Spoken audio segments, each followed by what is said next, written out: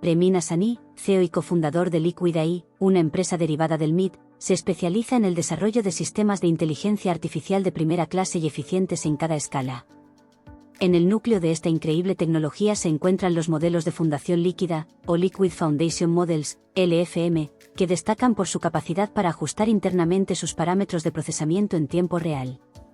A diferencia de las redes neuronales tradicionales con arquitecturas fijas, las LFM pueden cambiar sus estrategias de procesamiento basándose en los datos de entrada, lo que las hace especialmente efectivas para aplicaciones que requieren respuestas rápidas y precisas a cambios en los datos, como el análisis de series temporales y la detección de anomalías. Las LFM son grandes redes neuronales construidas con unidades computacionales profundamente arraigadas en la teoría de sistemas dinámicos, procesamiento de señales y álgebra lineal numérica.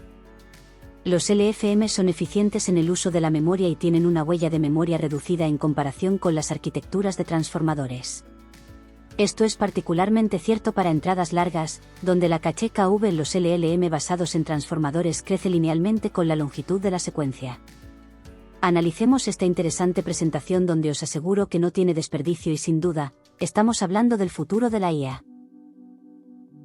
To make the leap from what's possible with AI today, to push beyond limitations like privacy, computational power, and the confines of the cloud, we've built something revolutionary, something dynamic, fluid, liquid.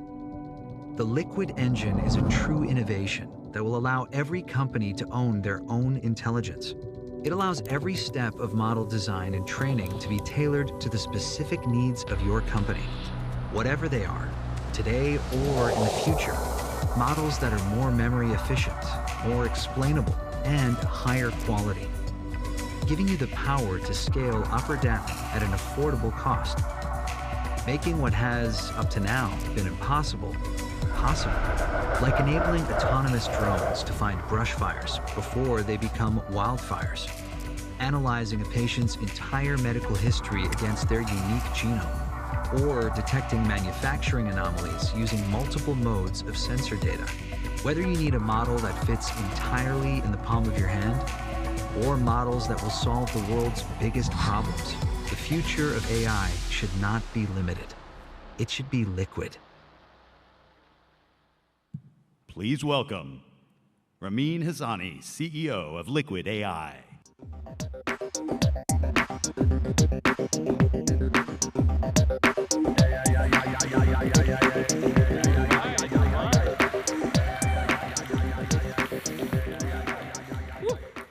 Good morning, everyone. Welcome to the first Liquid AI event, where we're going to talk about a lot of cool things we've been doing the last year and a half at the company. So, as you all know, we are in transformational times. We are in a new era of statistics. What we are experiencing, it's amazing because we started the scaling foundation models. We started building models larger and larger. We put, a lot of energy into, break the barriers and get into the regimes where general properties, general knowledge can actually emerge from a scaling neural networks. And that allowed us to get into a new era. In this new era, AI is changing everything. AI is helping us to discover new math, discover new physics, discover new drugs. AI is allowing us to solve science. A lot of the impacts that AI has, it's going to help us become the next, contribute to the next generation of evolution, even. But AI also have some limitations. So what we have to think is that scale doesn't come for free. You're spending a lot of energy to actually get there. At the same time, when you scale systems, you're getting into, troubles like carbon and, like the sustainability aspects of the whole technology. It is good. The goal is amazing. But what we have to deal with is also some of these challenges. It's not only this, but everything is increasing. So another aspect which is very important, is that we are scaling black boxes. What we're trying to do, we're basically like building systems with elegant, simple mathematics. We take them to the next stage, but then it becomes harder and harder as the scale of these systems become larger to understand what happens. So we're losing control. So it's not that easy to be ignorant about these issues. These are from the scientific and technological kind of perspective on AI.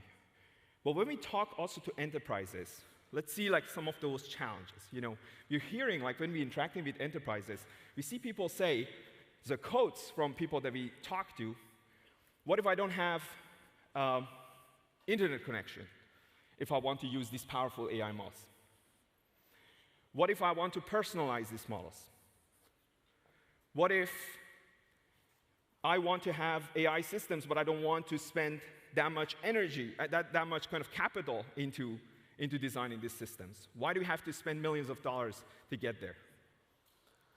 Now, and a lot of other quotes that we're hearing about the implications of this thing. These are the realities we're facing when talking to people. And these are the underlying consequences of scale. Or this one, you know, GPUs. What if I want to run my systems on CPUs? And a very important matter, what if my data can't leave my premise due to file size, regulatory requirements, or privacy concerns? We built Liquid AI to actually enable us to get access to generative AI in a smarter way. We want to enjoy the benefits. We built the company with the mission to build very capable and very efficient AI systems that are general purpose at every scale. So if you look at this vision that we have, we want to get smarter about scaling properties of these models. This trend is there, is not stopping. But what we are trying to do is that can we do more with less? That means if we are in a smaller parameter regime, can we unlock better capabilities with AI? If you think about it from first principles. And we did just that. We built something that we call Liquid Foundation Models. We released 3 weeks ago the first batch of language LFMs. These models actually elevated the scaling laws that we've seen before into regimes that higher quality models are now possible at smaller scale. At every scale, we released a 1.3 billion parameter model, released a 3 billion parameter language model, and a 40 billion mixture of expert system that allows you to have this technology at every scale, enabling general purpose computing. Be it a chat applications, be it a reasoning or a mathematical kind of question, or if you want to put it in production for performing a task for you. Liquid foundation models are neural networks. They're large neural networks that their computational units are rooted in control theory and in signal processing. And this is a completely new way to look at AI systems. With LFMs, we want to change the base of AI. So another property of LFMs is that we are not just looking at increasing the quality of models, but we want to also be better and more efficient at the same time. So usually when you use a foundation model, you are giving it a couple of contexts, and then the model generates for you more kind of tokens or outputs, and then that tokens are increasing. As those tokens, as you use the model, the amount of kind of information that you actually extract from the model, increases. Now, that will lead to a much higher kind of memory capacity requirement on device. That's why we need higher and higher or better and better hardware. But at Liquid, we enabled something that up to 1 million tokens, you can fit the data that you're using and you're feeding inside the network to map on 16 gigabytes of memory. This was something that was not possible before. while achieving the quality of the models that we get. We released these models, as I mentioned, 3 weeks ago, and the models became trending on, we're not a consumer-facing company, we're serving enterprises, but I mean, it seems like the consumer also love playing with models. Like right next to Gemini Flash and Llama 3.1, we have had a trending model. So I guess today, actually, if you go to Open Router as well, you would be able to see our API is still trending, I think. And that's a testimony for us that yes, so the work is actually paying off. Lower energy, lower cost, the best quality you can unlock from the AI systems. I'm very excited to today tell you that we're releasing more. We're releasing multimodal LFMs. We're releasing an audio LFM and a vision LFM. The audio LFM is just short of a 4 billion parameter model that can fit on a device. It can give you seamless audio kind of generation. It can do speech-to-speech, and it can perform speech-to-text kind of functionality. The vision LFM is going to process text and image and can produce context on top of that kind of image. There are a lot of applications that we can unlock on the edge and on-prem using these new foundation models. We are going to talk about this today, and the team is going to tell you a lot more. But there is also more. So we're going to release a library of LFMs. We have been applying our technology to solving multimodal data of any nature, any sequential nature. This data could be biological DNA sequences. This data could be financial time series. This could be, in any kind of, so for example, in autonomous driving, it could be signals that you're collecting for driving. We're building a full library as products of Liquid. And we're going to talk about this, the team, in a second. But before getting there, I just want to position also the company itself. So you should not think about Liquid as an AI architecture company. We've innovated an AI architecture for sure. But architecture is one element of a foundation model company. So we are a foundation model company. We are putting together a full ecosystem of model development. We have innovated across not just architecture, but on learning algorithms, how to train, how to pre-train, how to post-train, how to evaluate the models. We have thought about this deeply from first principles to get into these qualities and this shift that you see in the scaling laws. So you're going to see a lot today, more details about what I showed. You're going to see a little bit about science and technology behind these models, how we're building them. You're going to see a library of LFMs. We're going to talk about how we can enable this and how we can give people access to the technology so that they can build with this technology through Liquid Dev Kit. And we're going to tell you what kind of infrastructure is ready to be used, deployment. And after that, we're going to have a couple of luminaries on stage to tell you some of our partners, some of our future partners, and some of the key figures of the industry that have experienced with with LFMs and will experience with LFMs on the stage. Okay, so I'm excited. We are going to deep dive in science and technology. Let me ask Jimmy to show you more. Aquí presenta un discurso enfocado en los logros de la empresa Líquida y en el desarrollo de modelos de inteligencia artificial avanzados, destacando el Liquid Engine como un motor revolucionario que permite a las empresas adaptar los modelos de IA a sus necesidades específicas.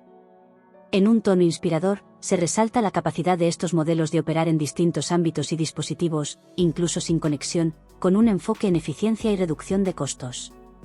También aborda desafíos de escalabilidad, sostenibilidad y transparencia de los modelos actuales, introduciendo los Liquid Foundation Models, LFMS, como una solución innovadora que combina control teórico y procesamiento de señales para optimizar rendimiento con menor consumo de recursos.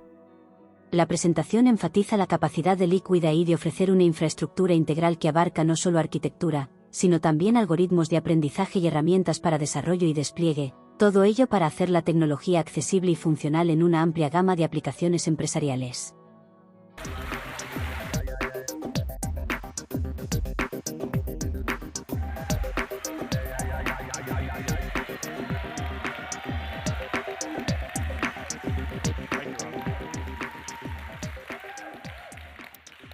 From a technology perspective, much of what Ramin has just shared with you is the result of us building a way to develop high-quality and efficient models that do not require you to have to choose between the two. So I'd like to take a few minutes to tell you more about what we mean by this and how we think about the problem. By quality, we mean the capabilities of the model and the usefulness of the outputs it can produce for various tasks. We consider many aspects of quality, with a few important examples listed here. The first is knowledge capacity, or given a specific model size for a specific regime we want to deploy in, how much relevant knowledge across a variety of domains can be packed into the model weights from the training data. This is important to ensure the model has a strong base of factual knowledge to be used for various queries. Another important aspect of quality that we consider is multi-step reasoning. This ensures that the model is capable of breaking down complex tasks into simpler problems that are easier to solve. We also prioritize long context capabilities, which ensures that the model can effectively use information from throughout its context to solve a task. This was particularly important for us to focus on, because note that just because a model can efficiently process a long context does not mean it can necessarily effectively make use of information throughout that context.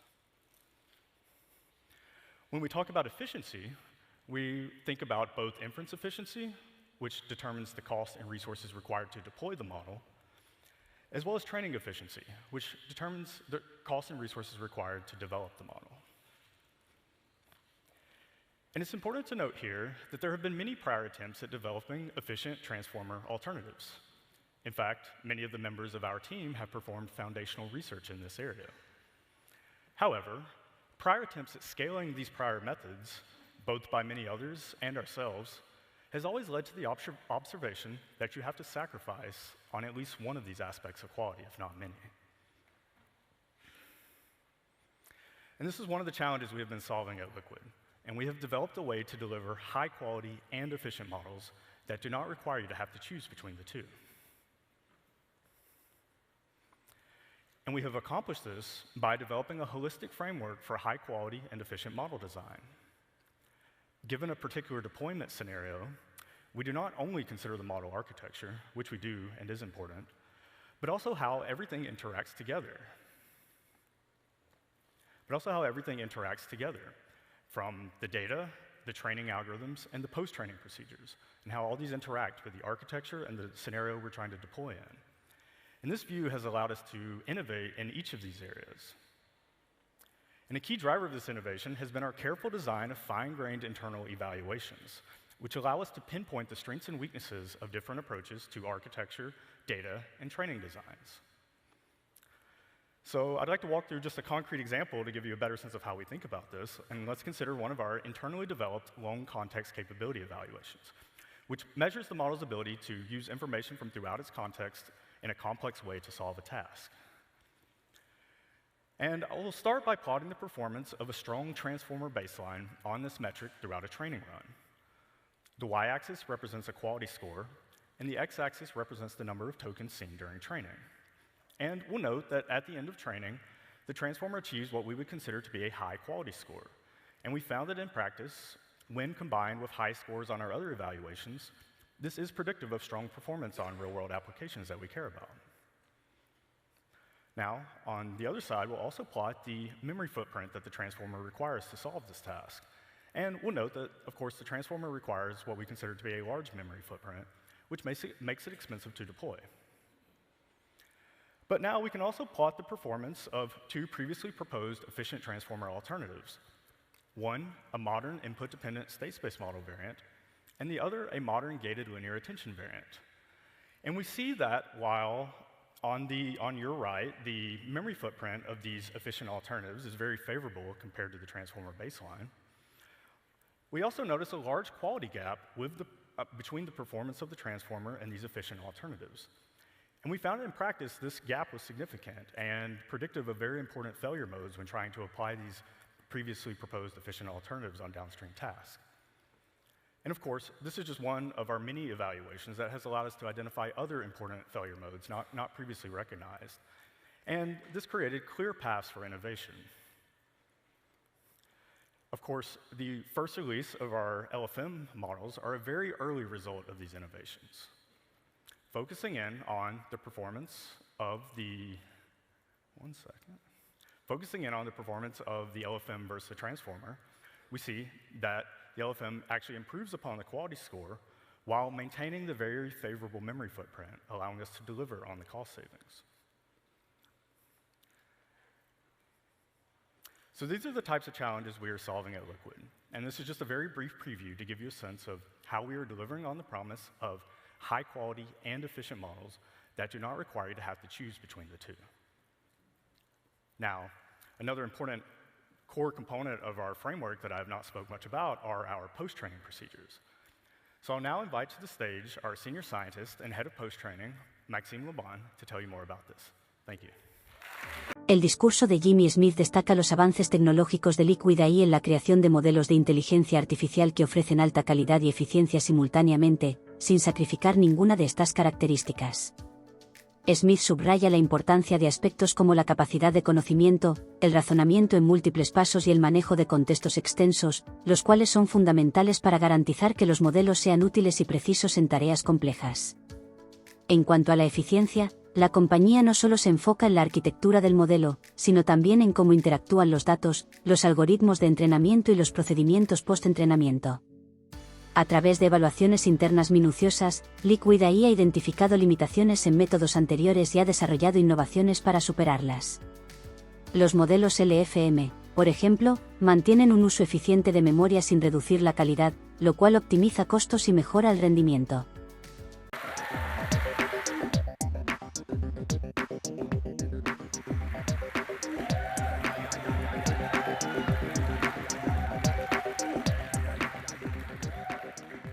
Okay, thanks Jimmy. Hi everyone. So here I'm going to talk a bit about the post-training work that we do at Liquid AI. So during pre-training, models are trained on a lot of data to learn general capabilities. But we need to tune them to turn them into useful assistants that can answer questions and that can follow instructions. This is the goal of post-training. By creating high-quality examples, we challenge our models to learn how to answer complex questions with multiple steps and with advanced knowledge. But this is an iterative process, and to monitor our progress, we need the best evaluations. So in addition to the internal evals that Jimmy talked about, we have an entire stack of evaluation at every stage of the training process. These evaluations can guide the pre-training and post-training process to know when we achieve the right level of performance. Public benchmarks allow us to confirm our internal scores and also compare models with our competitors. But this is not enough to make great models. To make great models, we also need to evaluate their chat capabilities, how they interact with users. So to do this, I'm really excited to talk about the Liquid arena that we created. So in this arena, we have two anonymous models, and they provide an answer to the same instruction. Then we ask a human to choose the best answer. We can repeat this process with a lot of instructions and a lot of answers to understand where our models are good and when they underperform. But to scale it to millions of instructions and answers, we created an automated version of this arena, where we replaced humans with LLMs. This gives us a fine-grained understanding of the capabilities of our models.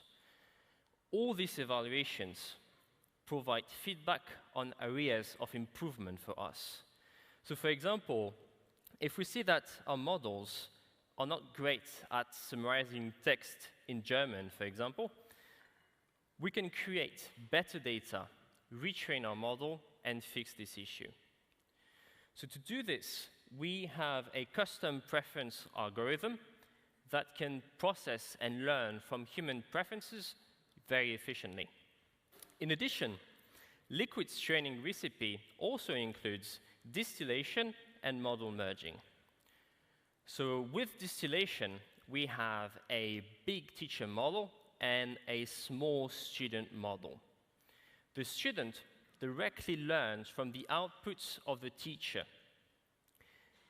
This effectively compresses the high performance of the big model into a much smaller one, which is both cheaper and faster to run.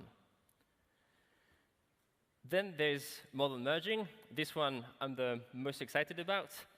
So during model merging, the idea is that we merge the parameters of different versions of the same model. And this creates a single, unified, high-quality model.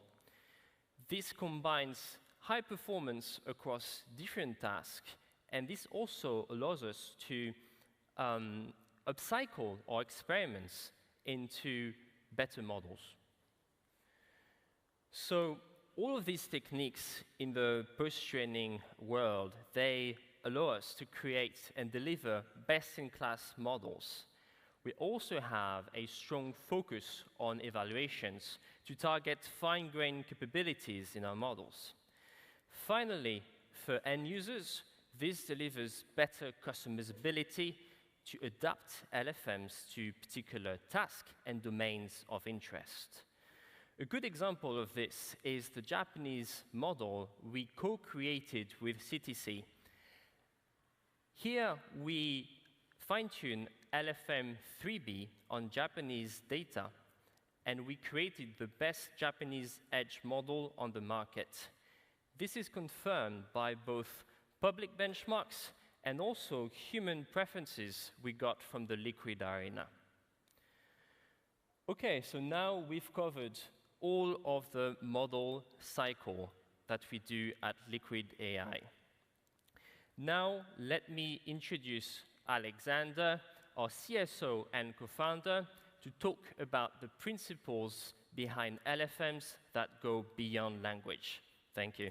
Maxime Labonne describe un enfoque de post-entrenamiento bien estructurado, centrado en maximizar la capacidad de los modelos para realizar tareas específicas, con un fuerte énfasis en la evaluación y retroalimentación continua.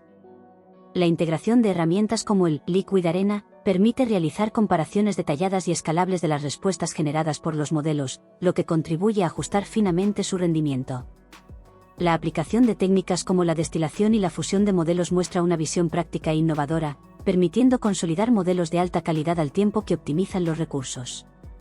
La flexibilidad que ofrecen estas técnicas, en especial para adaptar modelos a idiomas o tareas específicas, demuestra la capacidad de Liquid AI para competir en áreas especializadas, como la creación de modelos optimizados en japonés.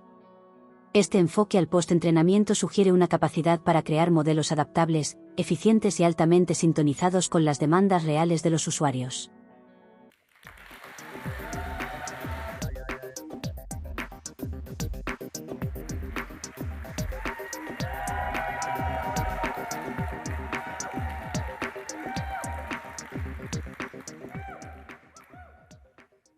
Thank you, Maxime.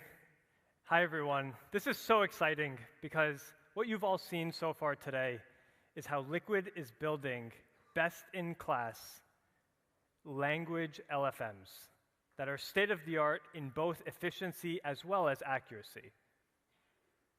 But today, we all know that large language models, like LLMs, are extremely overhyped. And Liquid AI is not a language modeling company. Liquid AI is a foundation model company. We build LFMs for all types of sequences. And language, well, language is just one sequence. In reality, sequences are everywhere in the world. And in order for AI to be everywhere in the world, we need LFMs to be highly capable on all sequences. And that's exactly what we're doing at Liquid AI. Today, we unveil a suite of LFMs that are going to revolutionize across domains and industries. Let me tell you a bit more about how liquid foundation models are revolutionizing biological and therapeutic design. We've already seen so far today how LFMs have learned the language of our natural language, but actually LFMs can learn the language of biology as well. Here you can see BioLFM. BioLFM learns the language of proteins. It learns how to generate brand new proteins from looking at the entire existence of all of these proteins that exist in the natural world. BioLFM is highly capable and highly efficient to generate brand new proteins that have never been created before, but we can now create them in the lab. BioLFM is so efficient and scalable that we can do this not just for one protein, not just for 5 proteins, but at large scale across biology and accelerate biological discovery and design. It doesn't stop with just efficiency. BioLFM scales to capability and accuracy as well. BioLFM is state-of-the-art, best-in-class, accurate protein foundation model at this scale, and we are still scaling and improving this model to bigger scale and moving these digital generations into the actual lab. Now, Liquid AI and LFMs not only enable everything from understanding the biological world, but we extend to also understanding our physical world as well. This is critical because our physical world is so complex, it's so dynamic and ever-changing, that in order to deploy autonomous systems into the physical world, we need to be able to understand and simulate our physical world. This is so challenging because of all of these complexities that the physical world entails. We built Drive LFM to understand our physical world so that we can test and simulate new environments of our real world for these autonomous systems to be stress tested and verified before they go out into reality. Drive LFM learns from our world how the world works to understand the world using a sequence of past video. Here we look at driving as a particular impactful example to understand the world, and then learn how to predict the future. Learn how to generate brand new futures for every single scene, every single environmental condition, time of day, weather condition, and so on. Drive LFM extends to all of these different scenarios. And again, it doesn't stop here. LFMs enable us to understand our physical world, but also understand our own interactions and behaviors. This is so important because when we think about how we interact in our world, it's also so personal and so complex. Every single day, each one of you is transacting, is interacting with other individuals through financial transactions as well as other businesses. And in reality, if we look at this sea of transactions, identifying and isolating a single fraudulent transaction, a single mistake in this massive sea of transactions that occur is a classic needle in the haystack problem. It's a huge undertaking, a huge challenge. But identifying this one fraud is one of the most critical things to ensuring and safeguarding our personal finances and the finances of all enterprises. In fact, if we zoom into these transactions, what we can really see, when we zoom into the sea of transactions, we can actually see that every individual transaction is nothing more than a composition of what makes that transaction a transaction, what you purchased, how much you spent, when you made the purchase, where you were. All of these go into that single transaction. But of course, we all know that transactions don't exist in isolation. This one transaction was actually part of a much larger sequence of transactions that you participated in. Understanding this sequence and predicting what comes next in the sequence is the core problem that we solve with transaction LFM.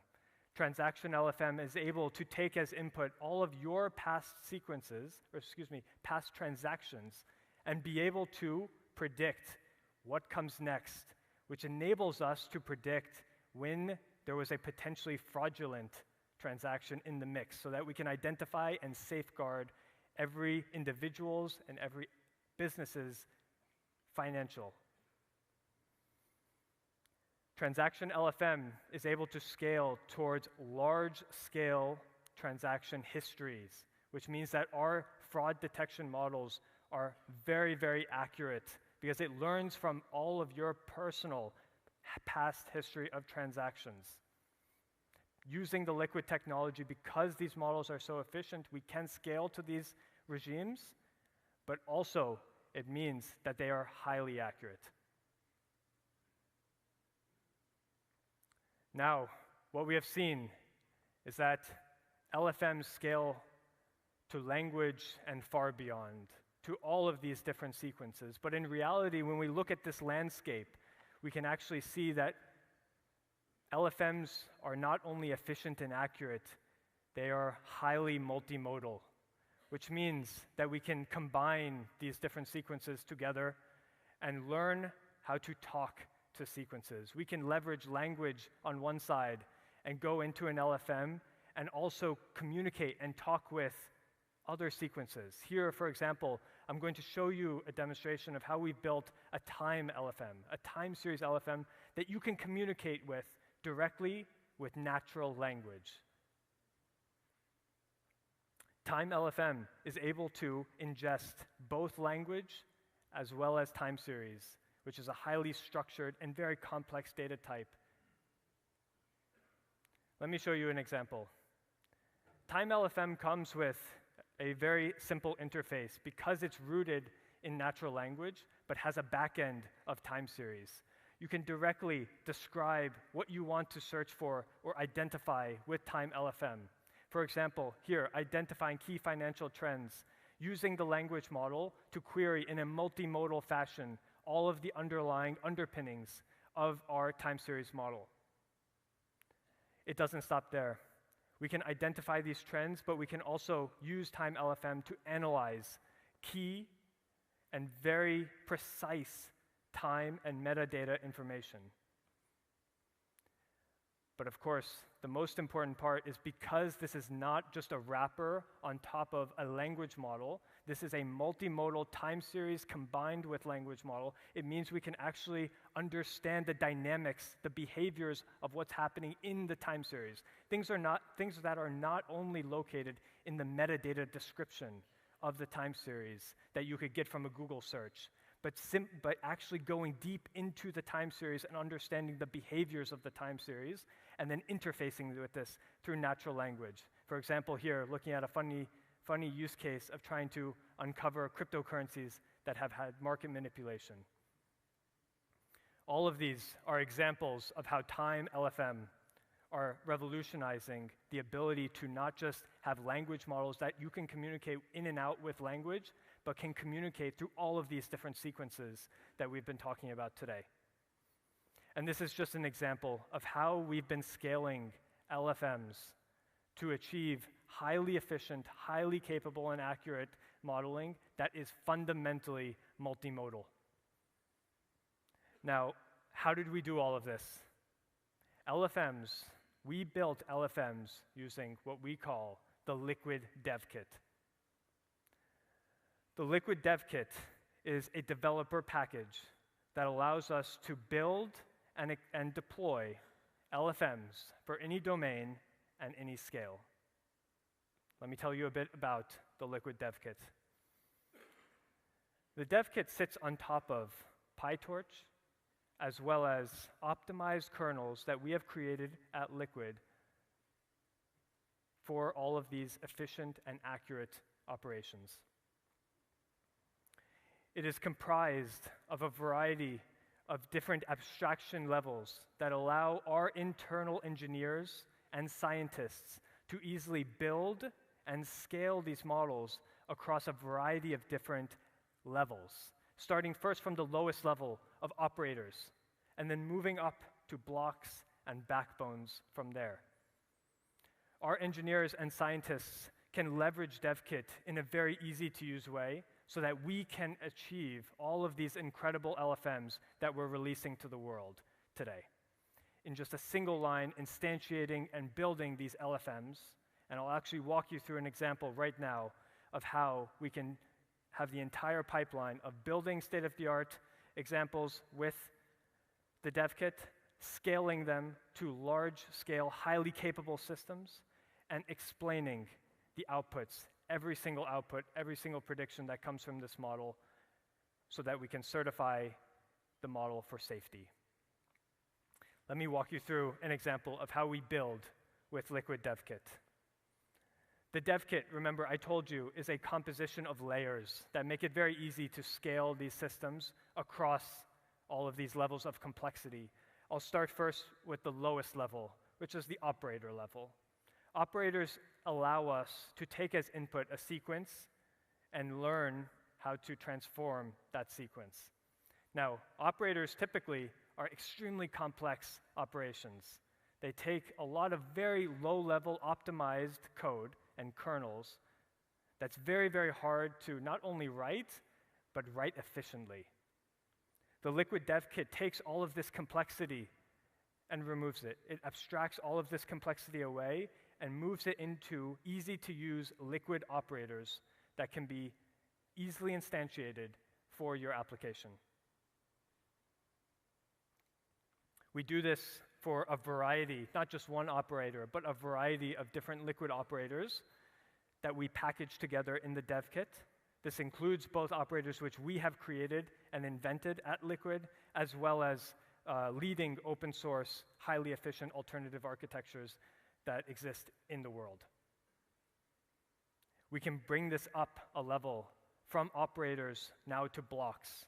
Blocks allow us to elevate the level of complexity that our models can handle, and they do this by very straightforward gating mechanisms that are abstracted also into the dev kit in the same way. And finally, going up one more level beyond this, we can combine these blocks into backbones.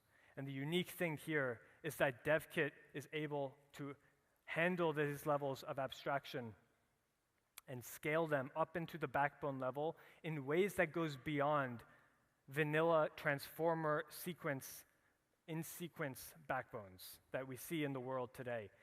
The Liquid Dev Kit allows us to build backbones that have hybridization or feature sharing or depth sharing, allowing us to move beyond the state-of-the-art today. This is how we build LFMs at Liquid and how we work with our partners to build LFMs. But it doesn't stop there. The Liquid Dev Kit enables us to not just build and instantiate an LFM, but we now need to train it and to scale that model across hardware so that we can achieve the incredible results that you're seeing today. This is done by actually enabling highly scalable and distributed training pipelines with the Liquid Dev Kit. You can see an example here on the left and right side of building that model that you saw in the previous slides. We built an LFM, here a very small LFM. I'm going to show an LFM that's only about 150 million parameters. But now let's ask a question of, okay, what if I wanted to build a bigger LFM? What if I wanted to scale this into a multi-billion parameter LFM? Well, this requires me to basically scale the number of blocks, because all the complexity is actually abstracted away into the operators and the blocks. I can just scale the blocks to scale my LFM. So let me increase the number of blocks from 2 to 12. This makes my LFM about 12 billion parameters now. But what happens is actually this LFM. If I put 12 blocks in it, it no longer fits in my GPU.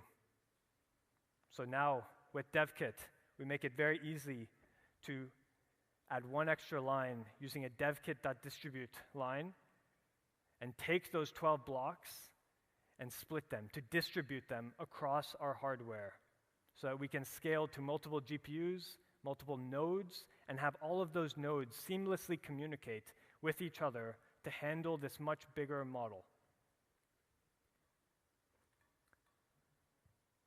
Finally, I'll tell you about how we're able to also take these models that we train with the DevKit and explain every single answer that comes out of their predictions, that comes with their predictions.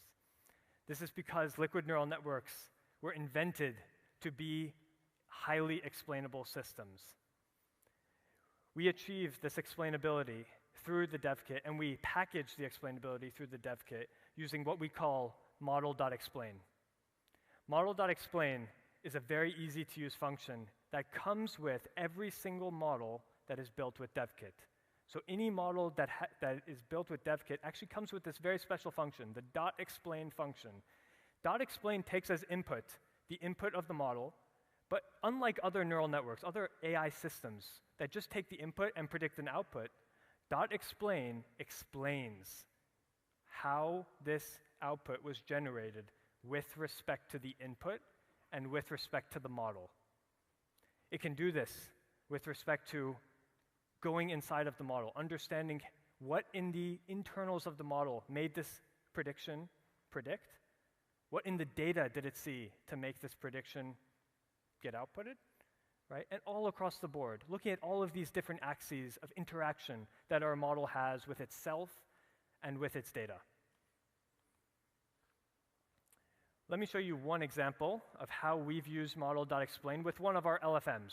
So we built a vision language model. This is a model that takes as input both an image as well as a textual description or a textual question about that image.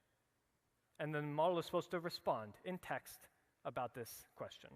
So we can ask a question to the model about this image. And you can see the image on the top right here. Describe this image in one sentence. You can see a couple things in this image. The cat is very obvious, but if you look a little bit closer, you'll see that the cat is about to play with something in front of it. There's a small insect, very, very hard to see. Let's see what happens when we feed this image to our vision language model, LFM. Here we can see, we feed it to the LFM instantly responds, and it's able to say and correctly predict that in this image, we can see a cat and an insect on the ground. Okay, this makes sense, but let's look inside the model. Let's say what happens when we use model.explain to explain how we got to this prediction.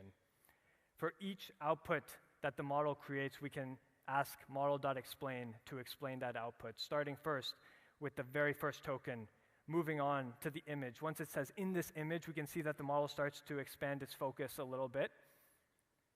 And then it talks about the cat. It gets to the cat, and you can see that now the focus has shifted. It's now looking at the cat. It's not looking at other places. It is explaining why it's predicting the word cat. It's because it's looking right there. And then you can see it shifts its focus yet again, now looking at the insect, which was so small in the image.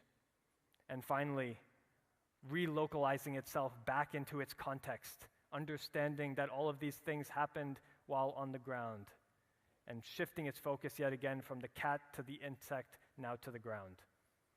This is just one example of how we are using model.explain, but model.explain is deeply embedded in all of our models that we build because they come with the Liquid DevKit. Now again, today you have seen how we've built these LFMs that are highly capable, highly accurate, highly efficient, and across the board multimodal for all of these different domains and industries.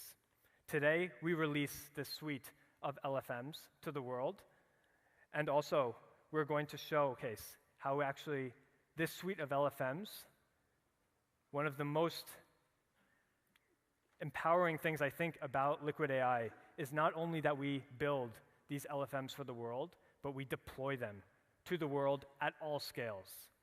And one of the most powerful aspects of our LFM library that you can see here is this part about the edge LFMs. Today, and I'll pass to Mathias, who's my co-founder and CTO of Liquid AI, who will tell you more about how we're actually deploying this library of LFMs directly onto the edge in a fully private, fully capable manner.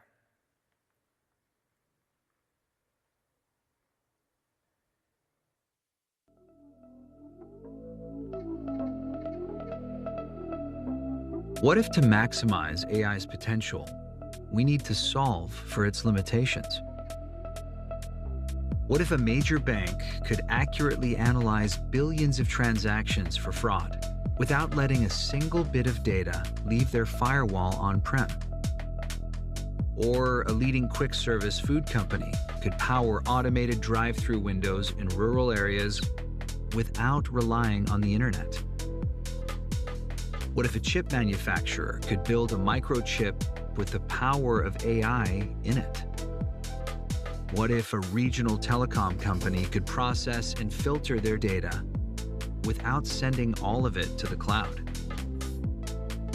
Whatever your use case is, Liquid AI can develop and deploy solutions that target and overcome the specific limitations of your company with efficient, scalable models that turn your what-ifs into what next. With Liquid AI, it's not if, it's when.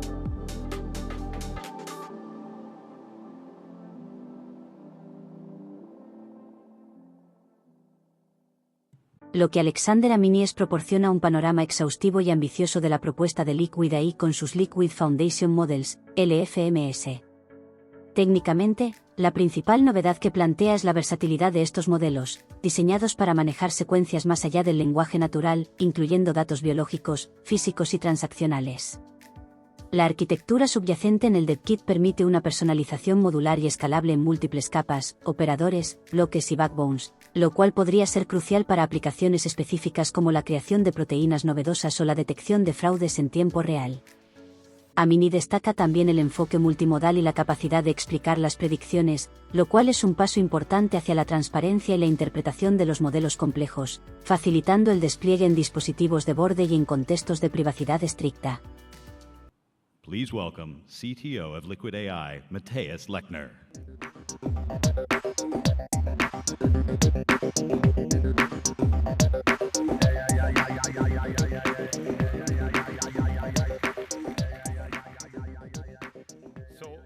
We have just seen in this video why Gen AI on the edge matters, and I'm going to tell you a bit our progress that we have made. Recall the slide from before where we showed that we train LFMs at every scale.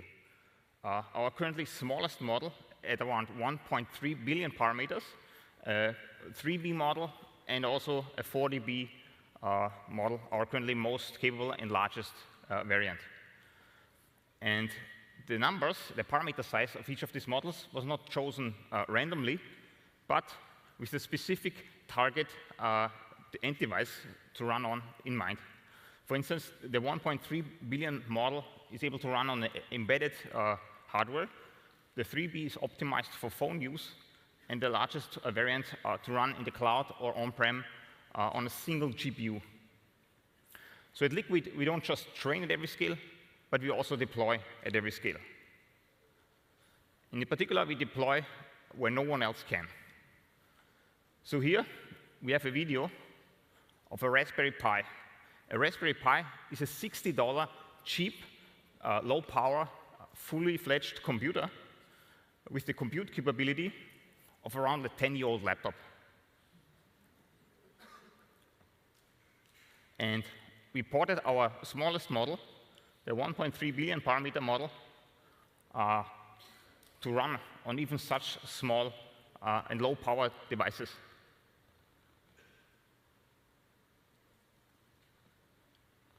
Particular, asking about the isotopes of hydrogen.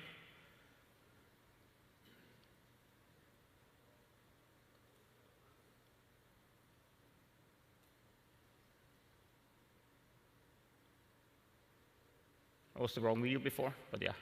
Here we see that the model is responsive and can make use of even like the low power and like the small and cheap hardware of the Raspberry. So this is the smallest model, like, which is nice.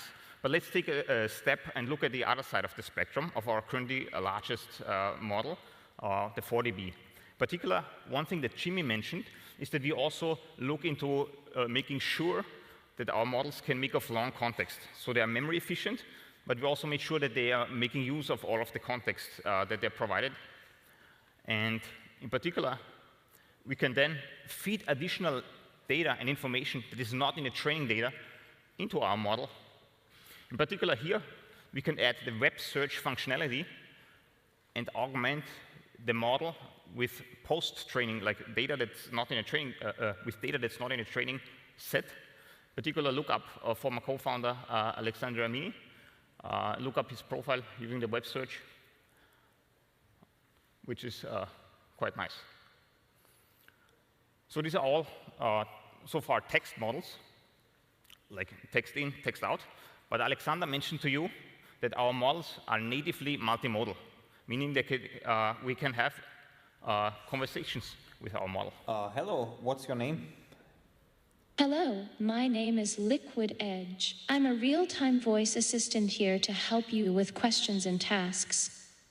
Can you tell me one thing to do in Boston except the Freedom Trail? Absolutely. One great thing to do in Boston, aside from the Freedom Trail, is to visit the Boston Common. It's a beautiful park in the heart of the city where you can relax, have a picnic, or even play a game of catch. It's a great place to enjoy the outdoors and take in the city's vibrant atmosphere. Can you give me one short tip for networking at a tech launch event? Absolutely. One tip for networking at a tech launch event is to be genuine and approachable. Start by smiling and making eye contact when you meet someone. Ask open-ended questions to show your interest in their work and to encourage a conversation. Remember to listen more than you talk, and be prepared to share your own experiences and insights. Don't be afraid to follow up with a LinkedIn connection or an email after the event to maintain the connection. Thank you. You're welcome. How can I assist you further? So this was our three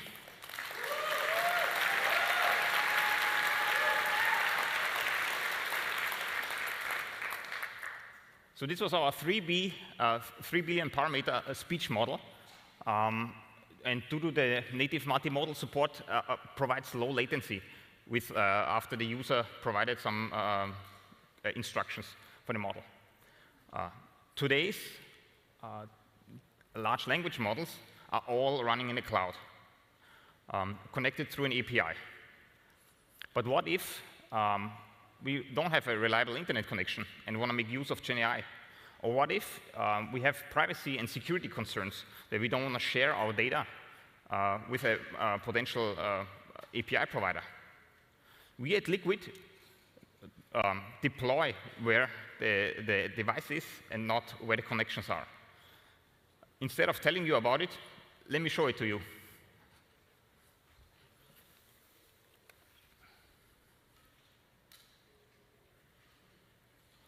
So here we have our app where we can chat with our offline model. Let's also turn off the Wi-Fi and ask it something. Halloween is coming up soon, so let's test the creative writing abilities of our model.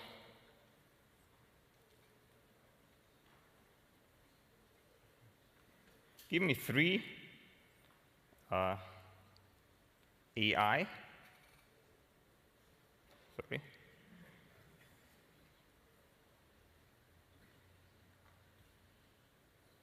AI-themed Halloween costumes.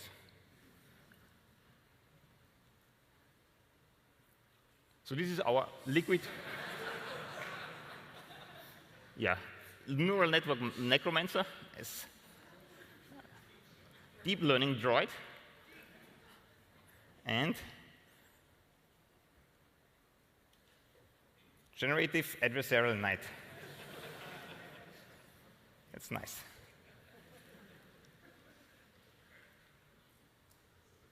quite creative here. Let me like write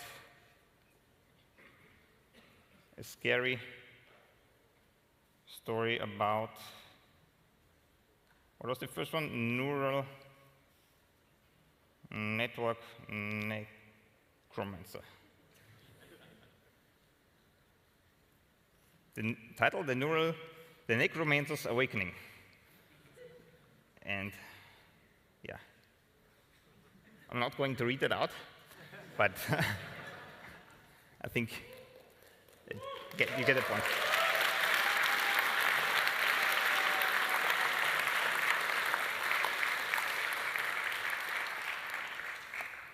So this is our 3B language model running fully offline on an iPhone.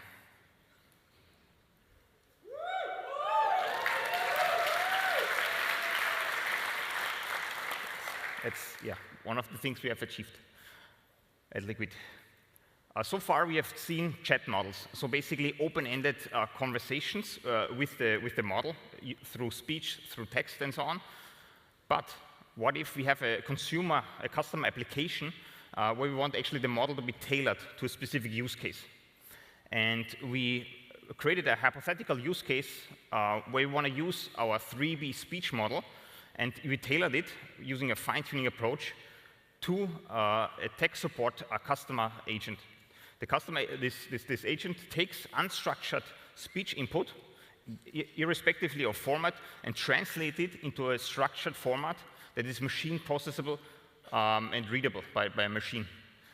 The video also, let me just roll it. Customers reporting that their TV is not turning on, and they're suspecting this is due to a recent software update, and customers tried to turn it on and off and unplugging and replugging.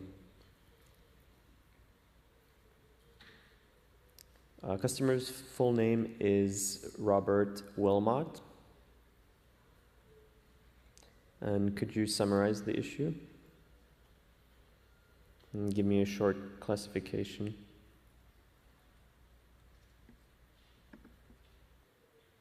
So we have seen my colleague Mark basically using this demo, taking speech input, translating it into structured format, using the classification abilities of the language model as well as the summarization abilities. But as I mentioned before, we at Liquid bring the intelligence, the Gen AI, to where the devices are.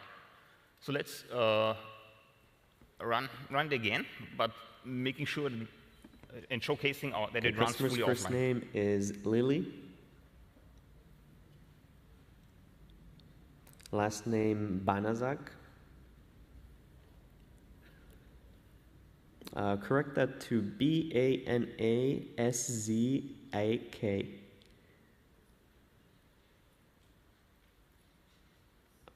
Customer is reporting potential malware infections, so whenever they turn on the computer, essentially there's only a red screen, and basically the computer is unusable.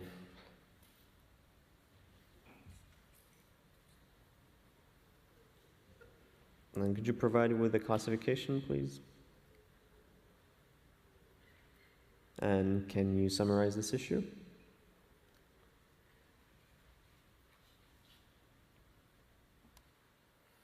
Awesome.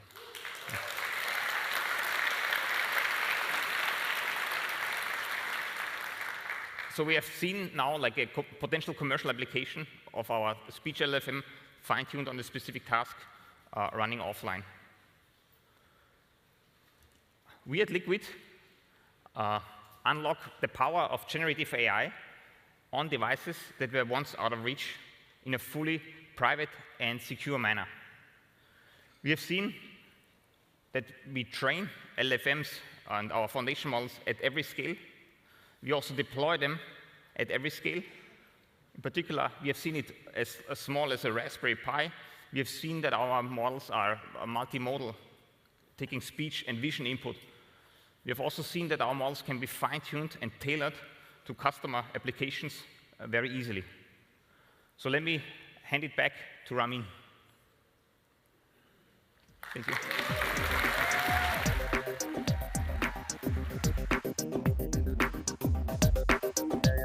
Mathias Lechner, CTO de Líquida, presenta un enfoque innovador para desplegar modelos de lenguaje, LFM, de gran escala en dispositivos con diferentes capacidades de hardware, lo cual demuestra la versatilidad de su infraestructura de IA generativa.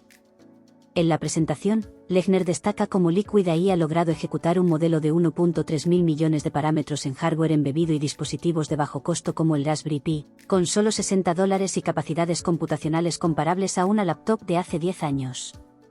Esto subraya el avance de Líquida en llevar la inteligencia artificial de última generación directamente a los dispositivos finales, abordando problemas clave de privacidad y latencia al eliminar la dependencia de una conexión a la nube. Además, Líquida explora modelos multimodales y de contexto extendido, logrando integraciones con búsqueda web en sus modelos de 40.000 millones de parámetros y ofreciendo aplicaciones en tareas de soporte técnico mediante modelos de lenguaje que convierten entradas de voz en datos estructurados. La capacidad de Líquida para adaptar sus modelos a hardware específico, junto con su enfoque en operaciones offline, ilustra un enfoque hacia la privacidad y accesibilidad que desafía los paradigmas actuales de IA centralizada. All right. So, what do you think?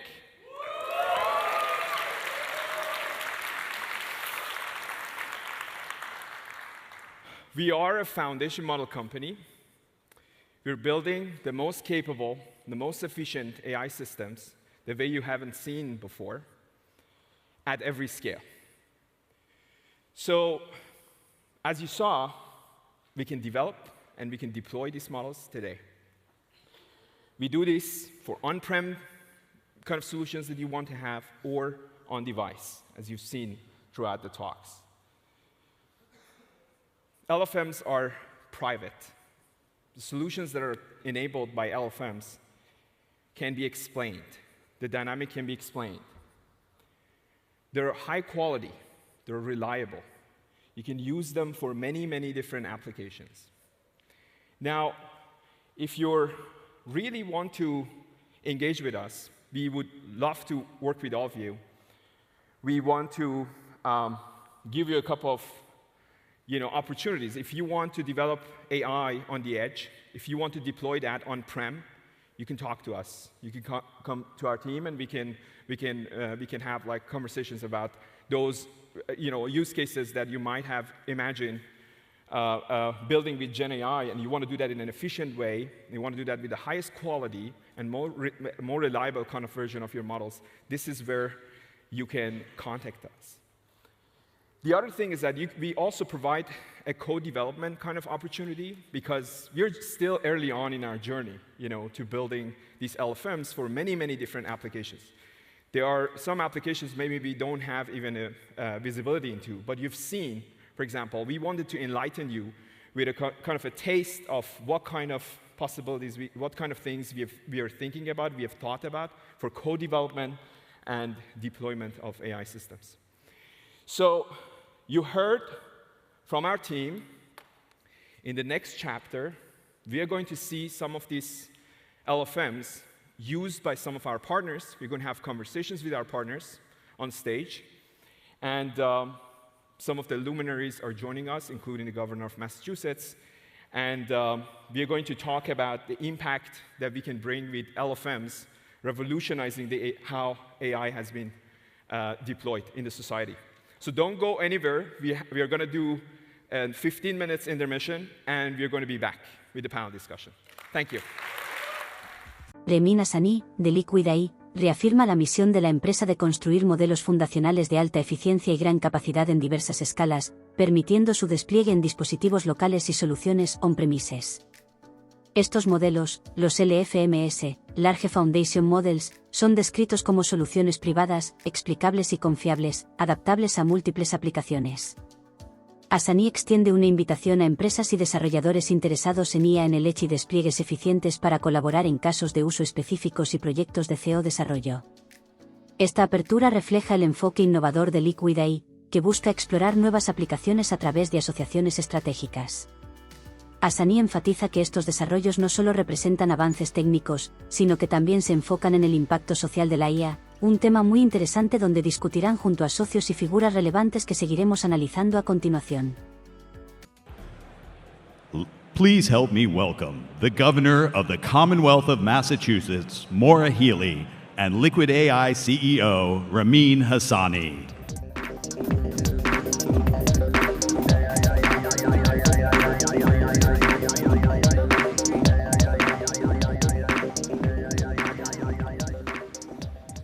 Okay. Amazing, amazing. Yeah. So, Governor, let's just get into it.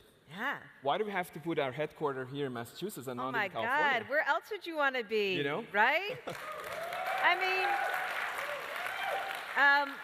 look, you know this, right? I mean, you just saw the demo, and it reminds me, you know, of the shots first fired in Concord and Lexington, Massachusetts, that gave birth to this great country, the United States of America. Massachusetts, we have been about revolution and innovation from the very beginning, and that's why it makes sense. It also makes sense because, you know, here we are at MIT, right? And you came here, Daniela, others came here to study, to learn, and have now found the place to birth a business, and not just a business, but like that 250 years ago, skirmish on a battlefield, what you guys are doing is revolutionary. It's going to change the world. So that's Massachusetts DNA, and you know, I'll also say this. Last night, I had a chance to see the banner raised at TD Garden for our Boston Celtics. Banner 18. The most storied franchise in all of sports history. And, you know, I appreciate Steve and Nick Pagliuca and for so many things, and especially, of course, last night, their stewardship of the Boston Celtics. I think about Boston. Do you know who they whooped last night? The New York Knicks, okay? So while there are some cities, New York, San Francisco, maybe bigger, you know, OpenAI, there's stuff happening there.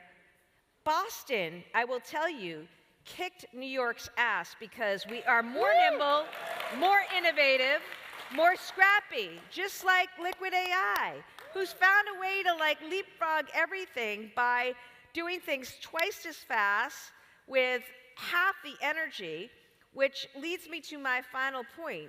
You know, we've got big goals around climate here, you know, sustainability. We lead the nation when it comes to climate policy. And I love that you found a way to do this and do it with half of the energy. It's incredible. So that's why it makes so much sense that Liquid AI is here in Massachusetts. Woo. Thank you, Governor. Thank you. Thank you. So from the state point of view, how are we making sure that we are positioning well in this new AI revolution that we're experiencing? You know, I think it's about leadership. And as Secretary Yvonne Howe, our great Secretary of Economic Development, she's doing a great job for all of us. And one of the things she put together was an economic development plan. And you know, Massachusetts, we are the global hub of life sciences because there was a huge investment made on the part of state government and funding. There was work with our incredible ecosystem of colleges and universities and research institutions, and there was love and support given to that ecosystem. And that's what built it into what it is. It's people like you, right? It's people like you, our founders, our entrepreneurs, that we want to support, including through our economic development plan, which includes a few things, you know, doubling down on life sciences, saying that we're going to be the global leader when it comes to climate technology, and importantly, we want to be the global hub for applied AI, okay? We recognize that others may have, you know, built out AI and have some things going, but the race is on to see who's going to use AI to solve the world's most challenging problems. President John F. Kennedy, a Massachusetts native son, said we don't do things because they're easy, we do things because they're hard. So in the race, the challenge to cure disease, to build resilience, you know, to identify how to bring a higher quality of life for people across this planet, something that Liquid AI is going to enable in absolutely revolutionary ways, we want to support that as a state by leaning into this space. Fantastic. All the reasons for retaining talent. But what are you going to say about really making sure that our talent are actually inventing the technologies here and staying here in the States? Well, look, I can brag about Titletown and sports, all right? I don't think there's a better place in America, as seen by last night. The quality of life here. Right now, Massachusetts, just for everyone to know, we have been ranked #1 in education, #1 in innovation, #1 in healthcare. We're the #1 place to have a baby, to raise a family, the #1 place to live if you're a woman. And we are among the safest states in the entire country. Boston is the safest city. This all speaks, it's quality of life. And also, you know this, we believe in knowledge, we believe in science. We're the home to the first public school and public library, right? We invented the computer. You told me we invented AI. Somebody did way back here. Yes, I remember that. So look, there's freedoms that we protect. And that's what I, as governor, am going to continue to focus on with our team, protecting those things that make us great. Now, working on, and I think those things that make us great attract talent. It's why we have students and grad students coming from all over the world. It's why we have companies looking to grow here. We have challenges, high cost of housing. So I've said about fixing that. I just signed into law a $5 billion housing bill that's going to generate more housing all over the state so that we can lower housing costs to keep people here. Yes. Public transportation infrastructure, okay? Those of you on the red line, you can knock the red line, but tell you what, for the first time in 8 years, when I started as governor, I put an engineer with transportation experience in charge of that red line, and we have already seen improvements. We are a state that is making those infrastructure improvements in transportation. I put together a team. We've brought back $8 billion from the federal government, the Biden-Harris administration already in just 22 months. $8 billion going into transportation, infrastructure, housing. All these things, I think, are going to make it easier for people like you to grow and scale here, for our scientists and researchers and graduate students and teaching fellows to actually stay here, and for businesses to look to expand here. And you are just going to be so integral to that because, as I say, you're able to do something twice as fast with half the energy, and we're going to sync up and make sure that we are supporting you because I know it's going to be great things for economic development for our state. Amazing. Thank you. Let's talk about AI regulations. What is your approach? What is the state's approach compared to the Californians and other nations? I embrace AI. I embrace AI. Some of you may or may not know this. I was the Attorney General here. I actually worked with Kamala Harris when she was Attorney General in California. And I'm quite familiar with laws and regulations, and all of that serves a purpose. But I think what we've done in Massachusetts in AI is different. One of the things that we did, and I thank Secretary Howe, Secretary Jason Snyder, who is our Secretary of Technology, we set up an AI task force. And some of you, I'm looking out, are on that task force. You know what that task force is about. It's not about regulation. It's about innovation. It's about how do we work together to seize this moment to make sure that Massachusetts is the global hub for applied AI. I think we can lead in innovation, we can scale this, we can figure out what we need to do, while also, of course, being mindful of doing so in a way that is thoughtful and doesn't do an injustice to people or to populations. We can do both at the same time. Absolutely. So let me conclude by asking you the last question. So I want to ask you about AI is expensive. AI needs investment. How are we in the state making sure that we get the right amount of investment in place for AI ventures and AI entrepreneurs to actually become innovative and contribute more and become more and more competitive? Well, I'll start with $100 million. That's what we'll give you, $100 million for applied AI. And I think what we can do is we can leverage that with existing venture money that's here. I mean, we are fortunate in Massachusetts because I think, per GDP, we have probably the lead when it comes to venture funding, and so much of it is going in this space. So I think if we work together as a team, as Yvonne says, and she'll give you all these bracelets, Team Massachusetts, and we're proud that Liquid AI is on Team Massachusetts. It is about teamwork, working together, how we leverage state dollars, private investment, and the great work of our colleges and universities and research institutions to really blow this open and get this done. I'm so excited about what's possible. As a state that invented the rocket ship, and we did, I just can't wait to see this all just take off. Amazing. Give it up for the governor of Massachusetts, Maura Healey.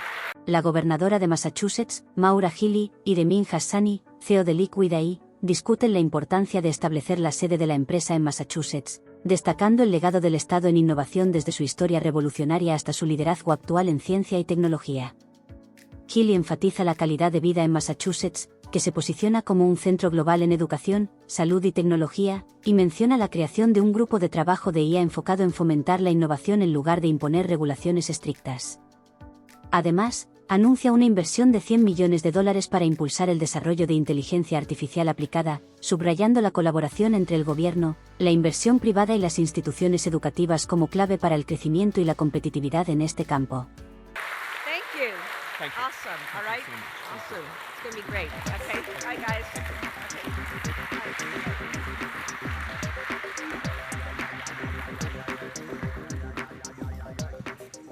Please help me in welcoming Ranjit Bawa, CTO, Deloitte. Woo!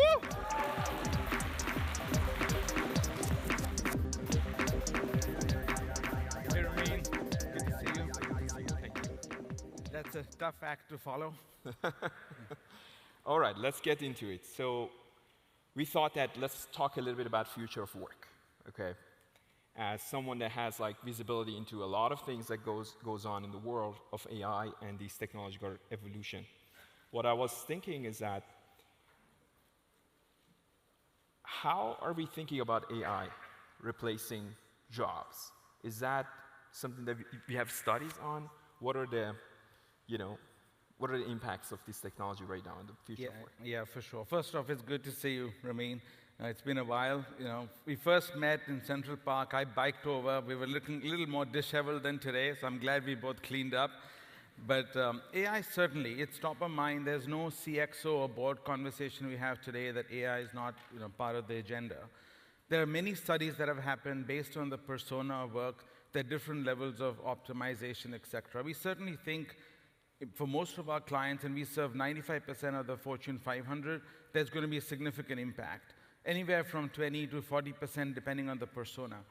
But that also means it's going to open up all kinds of new opportunities that folks are not focused on today. Even for our business, while we may find that we will get to a point where we'll have a 10x auditor or a 10x analyst or a 10x tax professional, there's so many more things that need to get done that will unlock through AI. So I'm more optimistic than most in terms of the real opportunity ahead of AI, in terms of doing what we do today, faster, better, cheaper, but then opening up all kinds of other avenues.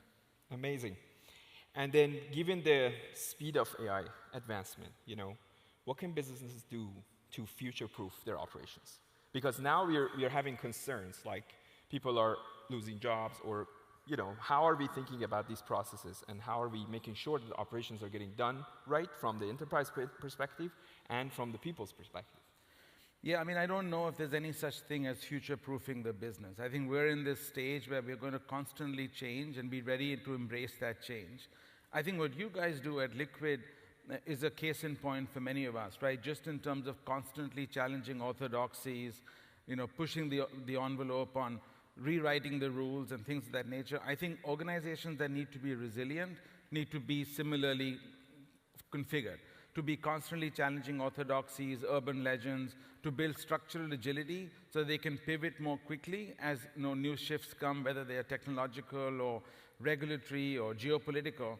And being able to do that is the best way to be able to future-proof. And then constantly rethinking their products and services and business models. And we do a lot of that, and we don't take that responsibility lightly, because that's a great opportunity for our clients to also rethink their business constantly. And where we are partnering together on a number of those as well. Yeah, let's talk about that a little bit. So how are we, tell us a little bit about the partnership that we're trying to build. Yeah, so, like the governor said very eloquently, we are in the business also of applied AI.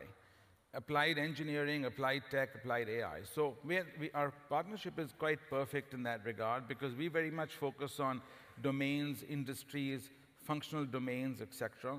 And so if you have to talk about anti-money laundering in financial services, or investment advice for investment manager, which is your background as well, or disease pathology, we can bring some of that deep insight working with our clients and with Liquid AI to bring that to life, both in terms of POCs, but then scaling rapidly across the enterprise. And as you know, the enterprises in general are slower to move, and navigating them and being able to have them embrace this and be able to leverage and show results quickly is critical. And I think that's where we naturally come together quite effectively.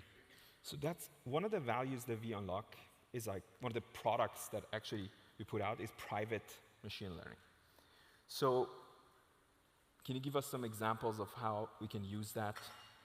Yeah, most certainly, right? We serve in a large number of regulated industries. In fact, we are also partly regulated because of our audit and independence business.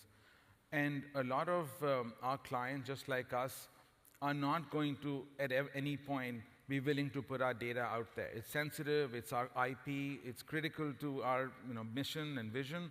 So as a result, in a future world, we absolutely envision a hybrid world where there's going to be private LLMs and private LFMs, as well as in the public domain. And depending on the workload, the sensitivity of the data, the regulation, the geopolitical environment it's operating in, we're going to be able to have to navigate those seamlessly. And hence, the opportunity to create a single pane of glass, be able to create operational and trustworthy view into that world, and navigate that effectively is quite key.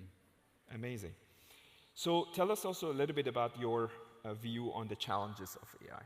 Right now, what kind of challenges are we seeing that the generative AI is using? Obviously, everybody wants to use this technology. Everybody is hungry to getting access to this general AI. From a technology's perspective, I can tell you that what we see is people have to get technical. This technology is deeply technical, so you really have to understand it. But what are the challenges do we see from the adoption point of view? And what can we do to facilitate that? Yeah, that's a great question. So, over the last couple of years at least, there's a general sense of realism around what AI can do and how to adopt and apply it. So if I was to maybe look at the three things that bubble to the top, the first one is really a focus on real ROI. As in, are we getting the value for the investment, and what is the line of sight to that value? And the fact that you have fundamentally rethought the model to get to a more efficient model and a step function change in the price performance curve makes a huge difference just in that conversation. The second big challenge that our clients continue to face, and us as well, is still trustworthiness. Trustworthiness, observability, the white box construct that we've talked about as well is quite critical, because for regulated and unregulated businesses, being able to understand and explain AI and the explainability is quite key. And part of that is also the financial governance around it and observability. And the third, which I think is really critical with all such change, is the people dimension of this. How do we drive and embrace change in a way that people are not threatened by AI, but can embrace it and do other things and be able to uplift their own focus, etc. So we're focused on all those three things, and just like other shifts that have come in the past, we expect this to also be embraced. It's just coming at us much faster.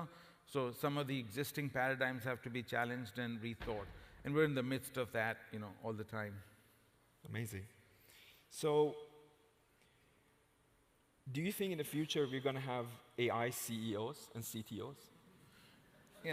Never say never, right? I think I'm quite easily replaceable, maybe already.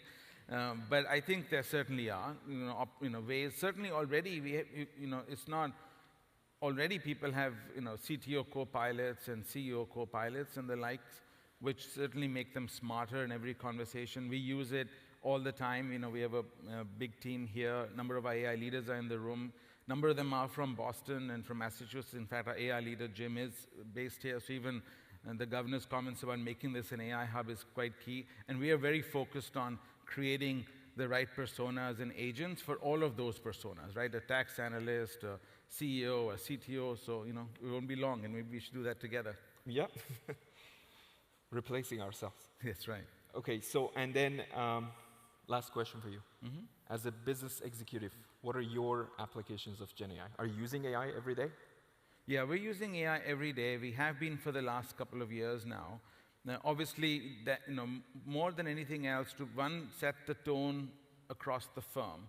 So our leadership team, our CEO down, is a big embracer of AI. So, that also helps us better understand what's working and what's not working. We're using it in collaboration platforms. We're using it to prepare for meetings, for research reports, for insights in various conversations, et cetera, as well. But we're also pushing it down through the rank and file. Obviously, our developers are doing a number of autonomous coding platforms today, as well as our implementation work, our tax and audit professionals as well. So very much. And like you alluded to, you have to set the tone at the top. Otherwise, the change just becomes harder and, takes longer. Absolutely. Thank you so much, Ranjit. Great. Give it up for Ranjit Bawa. Great to see you. Thank you. Thank you. En una reciente discusión sobre el futuro del trabajo, Ranjit Bawa, CTO de Deloitte, se adentra en el impacto de la inteligencia artificial y en el empleo y cómo las empresas pueden prepararse para los cambios constantes en el panorama laboral. Bawa señala que la IA ya está en la agenda de todas las conversaciones de liderazgo, y estima que podría haber un impacto significativo en la fuerza laboral, con una potencial optimización del 20 al 40% en varias industrias. Sin embargo, también enfatiza las nuevas oportunidades que la IA puede abrir, destacando la necesidad de que las organizaciones se adapten constantemente a los cambios, manteniendo una estructura ágil y desafiando las normas establecidas. Además, habla sobre la colaboración entre Deloitte y Líquida, enfocándose en la aplicación de la IA en sectores regulados, y menciona la importancia de la confianza en la tecnología y la adaptación de los empleados a los cambios impulsados por la IA. Bawa concluye con un optimismo cauteloso, sugiriendo que la tecnología podría, en el futuro, desempeñar roles de liderazgo en las empresas, aunque resalta que las herramientas de IA ya están ayudando a los ejecutivos a tomar decisiones más informadas y eficientes. Please help me welcome Raymond Liao, Managing Director, Samsung Next.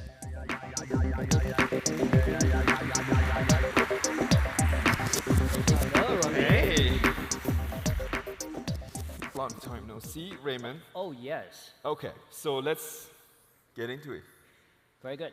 From your point of view, why do we need generative AI on device?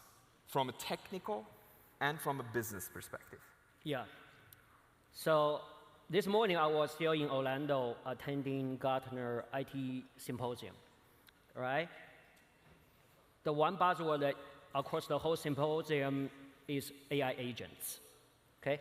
This is one of the largest gathering of CIOs, okay?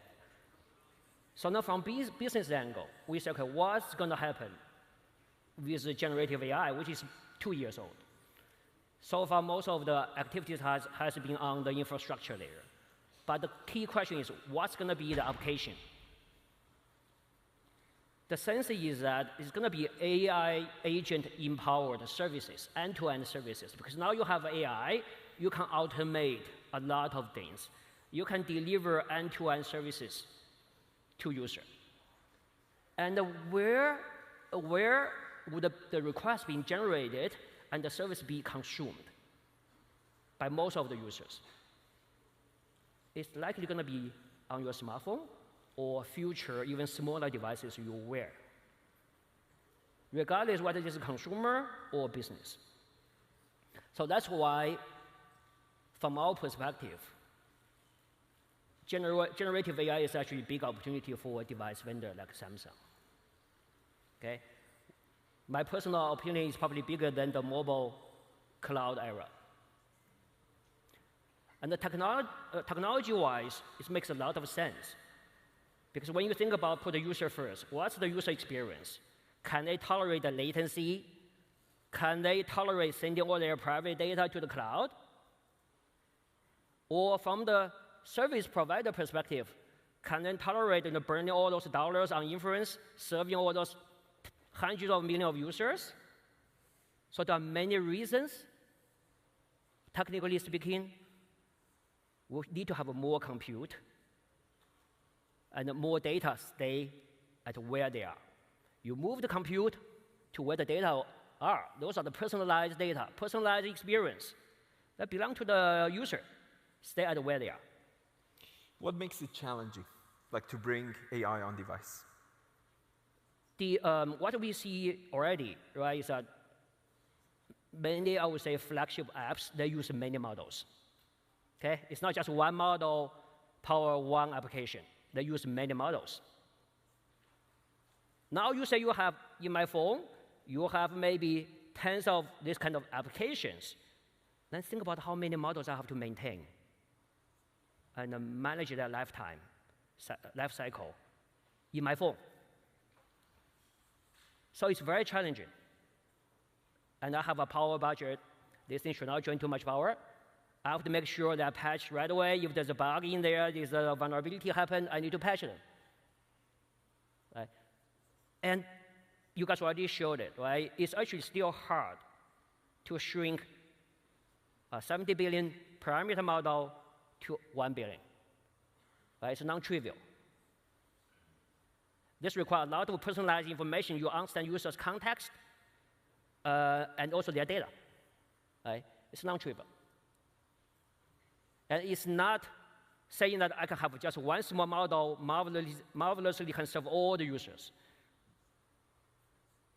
Yeah, so for both technical and the business perspective, it's non-trivial.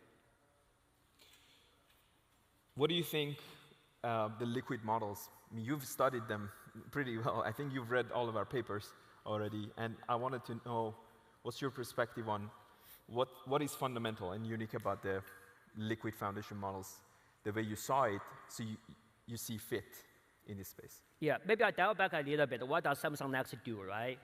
We are an open innovation and venture investment primarily for Samsung Electronics. Okay? We make one new investment a week. We are very early. How early? We go to major academic conferences. That's where we meet, Ramin and his whole team. Right? We read their papers. What's standing out, honestly, is that when I see from the early days of liquid neural net to when he tells me, oh, I'm merging with a state space model. I can do hundreds of million parameter model now. Then I say, okay, that's very different. Then I get even more excited when they start telling me I have this mechanistic design methodology, the div kit. That's a big deal. Okay, that's really a big deal. I use the analogy. It's like in the semiconductor industry.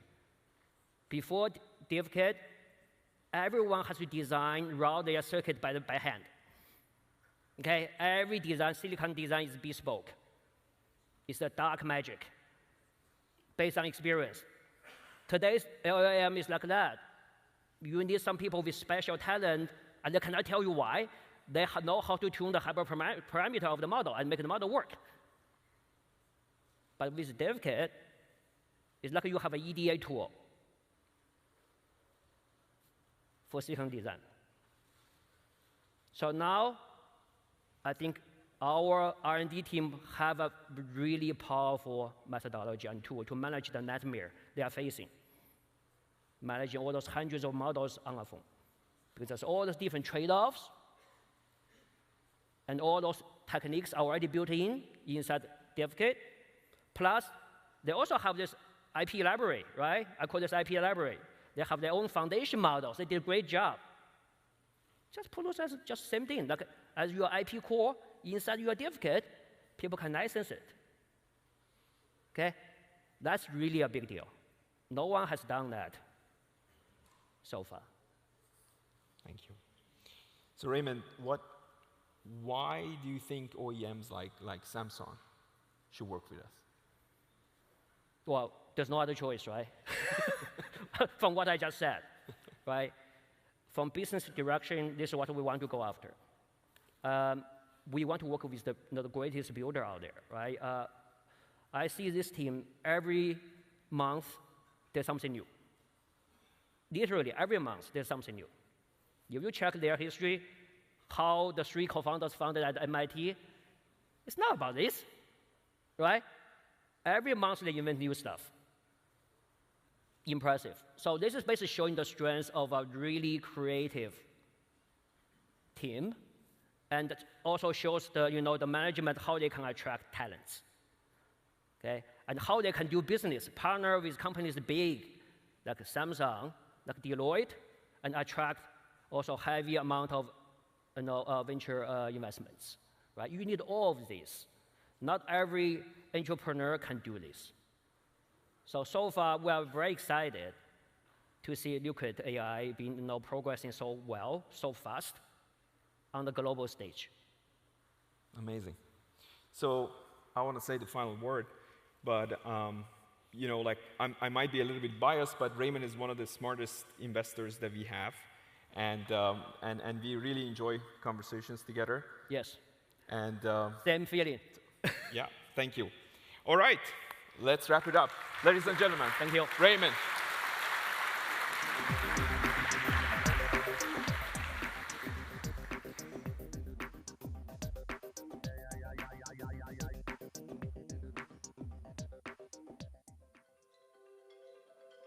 This company came very fast. It just sort of happened. We were writing papers, and all of a sudden, we said, okay, we're going to bring this to the world. Ramin called and said, hey, we started Liquid. How about you join us and we do something together? And then I dropped everything and joined. I believed in their ability, I believed in my ability, and so it was a very easy decision for me to say yes. Last fall, our tech team was basically 3 people in a shared Slack channel to now, we've grown quite a bit. But it's still, we've managed to keep that very special feeling. I feel like what we built is so exceptional, and it's just such an, as I mentioned, it's a humbling experience to really interact with our people. What I love the most about Liquid is really the team that we've built and the people. But I think what's also differentiating or driving us to what we do is that there's an ambition to do something outstanding, that truly to change the game. We don't really care about all of the additional things that make things look good on the outside but really aren't good. We really care about the core attributes of what people are building. We wake up every day and we're solving problems that the rest of the world has not solved yet. We're approaching this by not taking other technologies and trying to wrap them and package them into a solution. We're approaching it actually foundationally. My biggest inspiration was really answering unanswered questions and discovering solutions that people have spent years, decades trying to solve. I mean, in some sense, this notion that you can actually create a brand new machine learning model that has something in common with small creatures in the natural world is kind of at the intersection of science fiction and science. It's not every day, like Haley's comment, that something comes around, you're like, holy shit. I mean, this ain't a lemonade stand. This isn't a science experiment. This is something that can go the distance.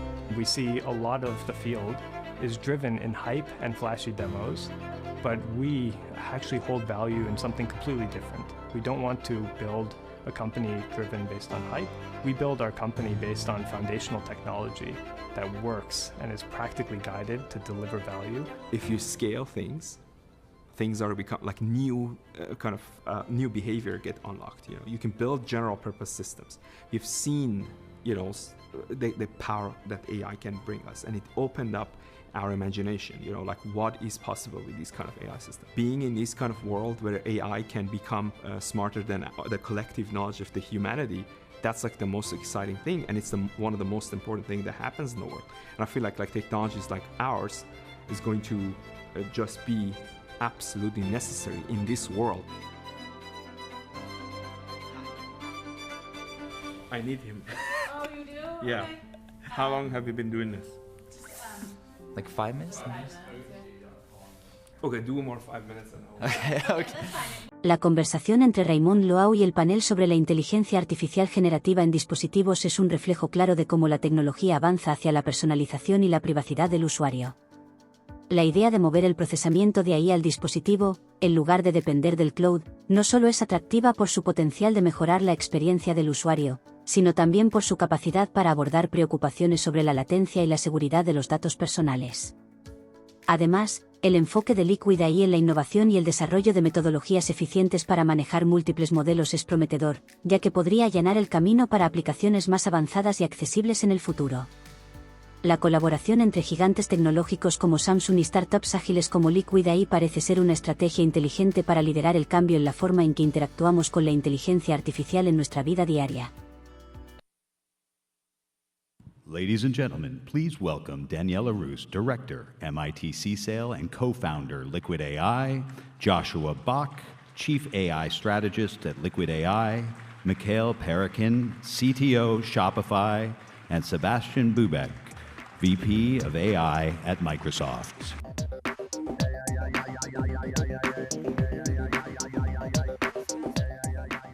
Hello, everyone. I hope you're having a rich morning. I hope you like what you hear. And hello, Seb. It's been a while. Hi. And in particular, Yes.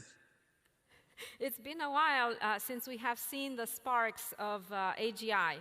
So can you tell us a little bit more about what has happened in the field since that momentous visit you made to CSAIL MIT in March of 2023? Yeah, I remember fondly when you introduced me for that talk, which was, a very important moment for me. So I think in the last 18 months or so since that presentation, basically the world has come around, and hopefully now everybody agrees that these were really the sparks of maybe not AGI, but at least something fundamentally new.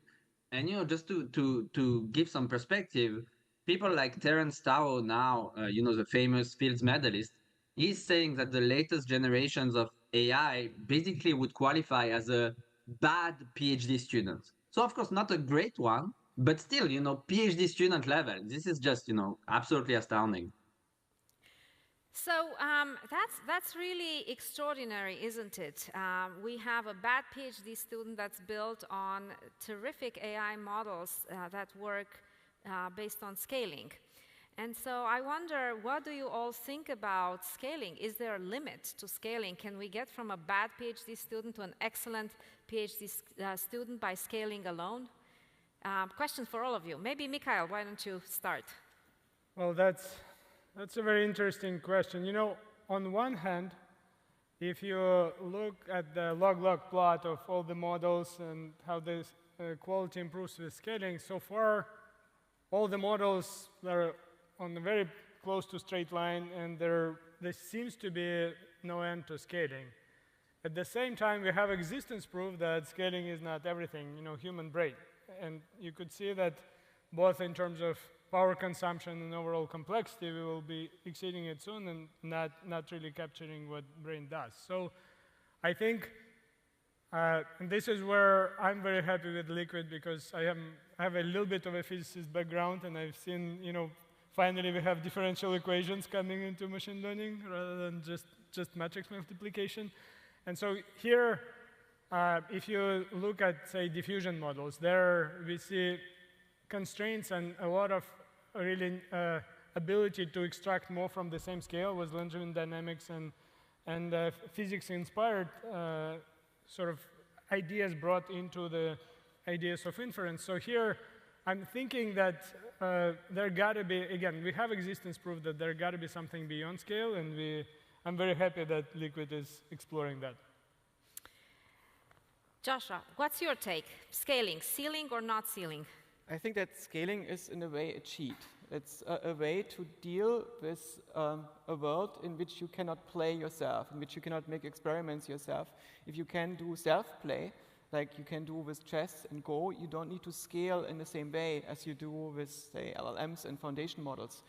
And in the meantime, there is a deeper question, the universality hypothesis behind the scaling hypothesis, that is based on the observation that if you take different neural architectures, machine learning architectures, you give them the same data, you give them enough data, you give them enough compute, they end up with similar model capabilities, with a similar structure in the model.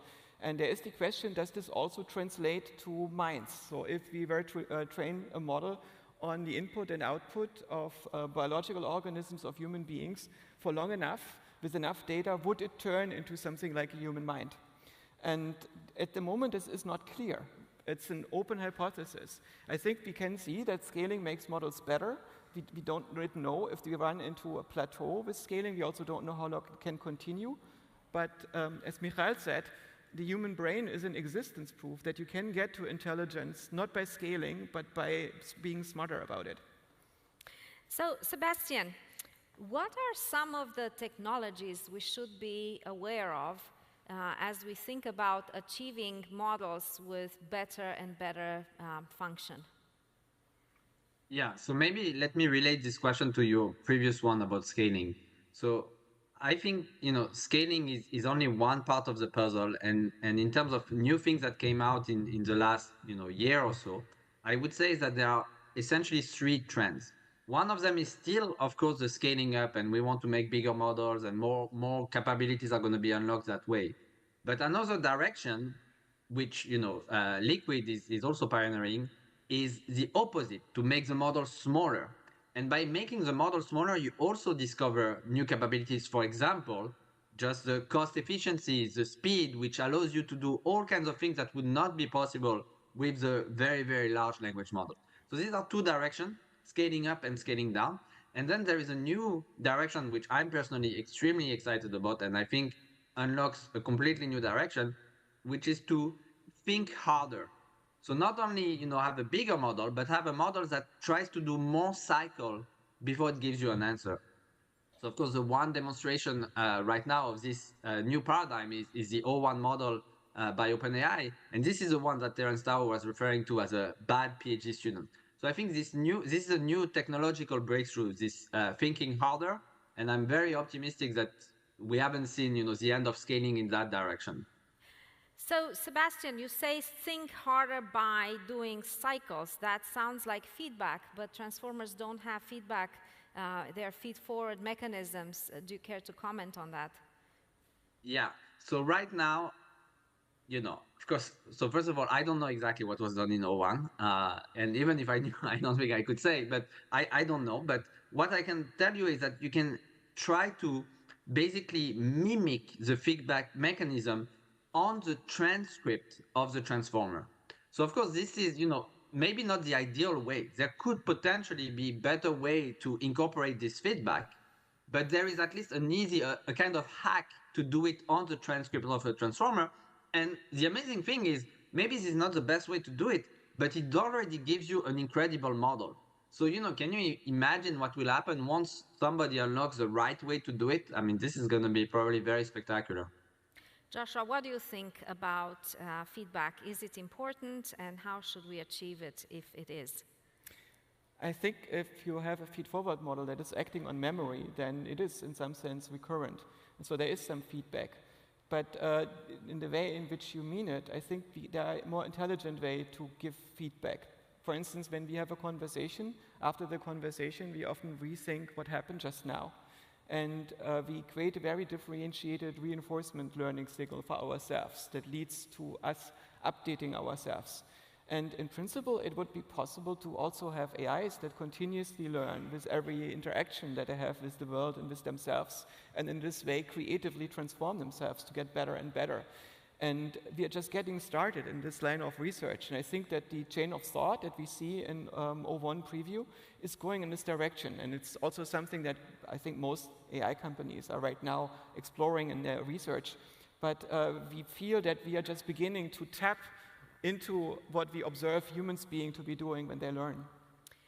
So I'm watching the time. We only have time for a quick question. And so let me ask a round-robin question. And this is about the impact of the various aspects of the total performance of a model, of a large language model.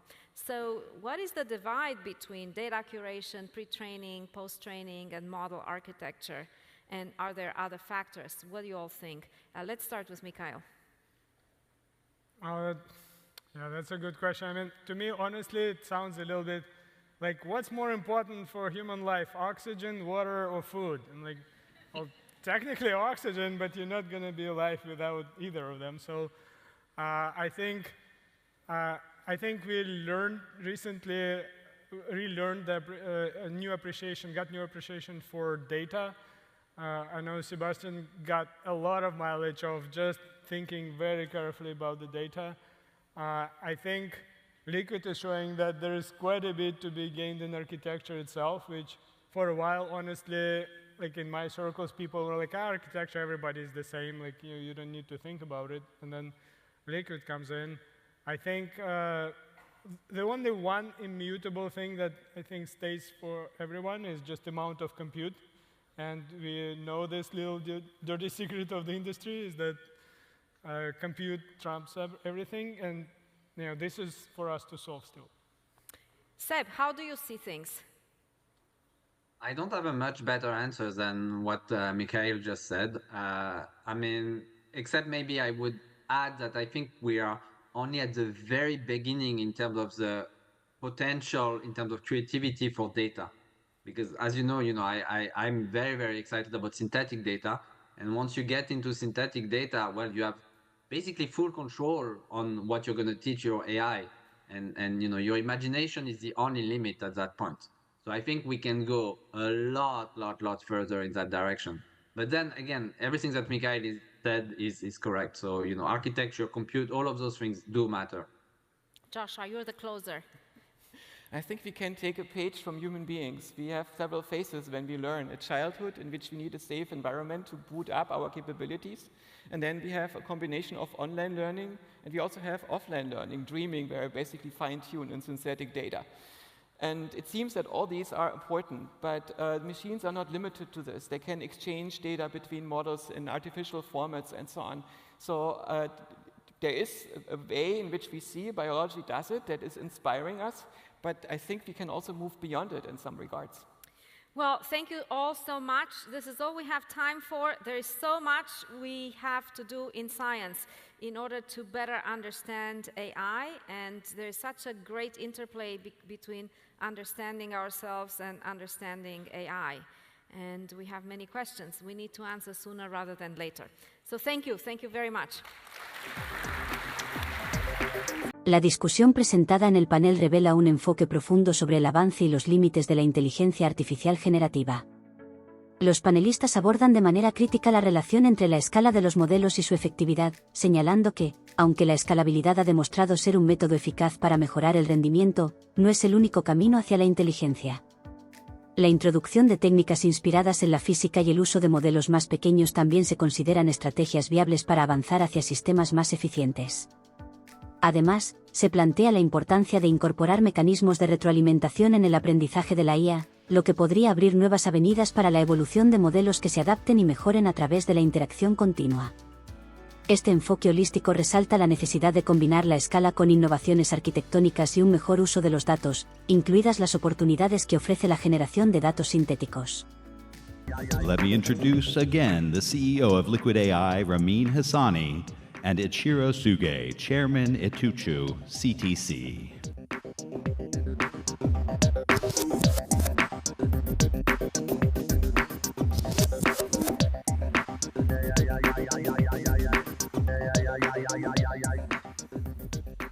All right. Okay, so we have Suga-san, the chairman of CTC, one of the largest system integrators in Japan. So we recently built a relationship together. Yep. Tell us a little bit about that. Okay. Just today, the payment has been done. So then now we are the official partner in Japan, and we will start a strong partnership in Japan from now on. Amazing. May I speak in Japanese? No? You can, yeah. Can Liquid AI help translate? No, not yet. Not yet. Okay, not today. All right. We'll do that in the next one. Okay. So Suga-san, how are Japanese enterprises thinking about AI? Yeah, they are most of them thinking that they like to use AI for better productivity, of course. But at the same time, they're concerning about privacy or security things. So then, in that sense, I think Liquid AI would be the suitable tool for them. Absolutely. And do you think, AI is an important matter to be integrated in companies? Are they traditional, or are they thinking about revolutionizing their industries with AI? How is that process? Before talking about the enterprises, Japan has suffered from deflation economy for a long time, and now it is changing, and we are shifting to our growth economy. Most of the executives remember that we need to make investment for growth. Finally, we remembered. And then, and one more thing. In Japan, the population, working age population is decreasing. So then sometime in the 80s, it was about 87 million people, the working age population. So now maybe about 70 million. And then in 15 years or 20 years, less than 60 million. Almost, 30% less than from the peak. So then we need something to drive the growth in Japan. And I think most of the enterprises will use Liquid AI because so many areas it can be applied. So, but I personally expect some good solutions in agriculture things, because again, in Japan, food self-sufficiency rate is quite low. It's about 38%. It's the calorie base. But if you take out the rice from that, others are very low. So then to secure the food, not only for me, but it might be the good tools for them. The agriculture is one of the area where the real management is necessary in Japan, and also technology. Absolutely. So we recently opened up a branch in Japan. This is Liquid AI Japan. And we are very excited to actually take the technology and together with CTC to deliver this technology to worldwide, like in that kind of center of the world. But what I want to mention as well is that we developed an example of the stuff that you saw in the previous hour was a Japanese foundation model that we built together. We're very excited about that. That model is a very capable language model, and we want to adopt that as one of those examples that how we are working with enterprises like CTC to actually bring value and unlock value. So, Suga-san, what are the enterprises, like the sectors, that you feel like this technology can be integrated? You mentioned agriculture, but what else? I think so many, but maybe customer service area, and the financial institute, and the manufacturing. Those are our main, stream, I think.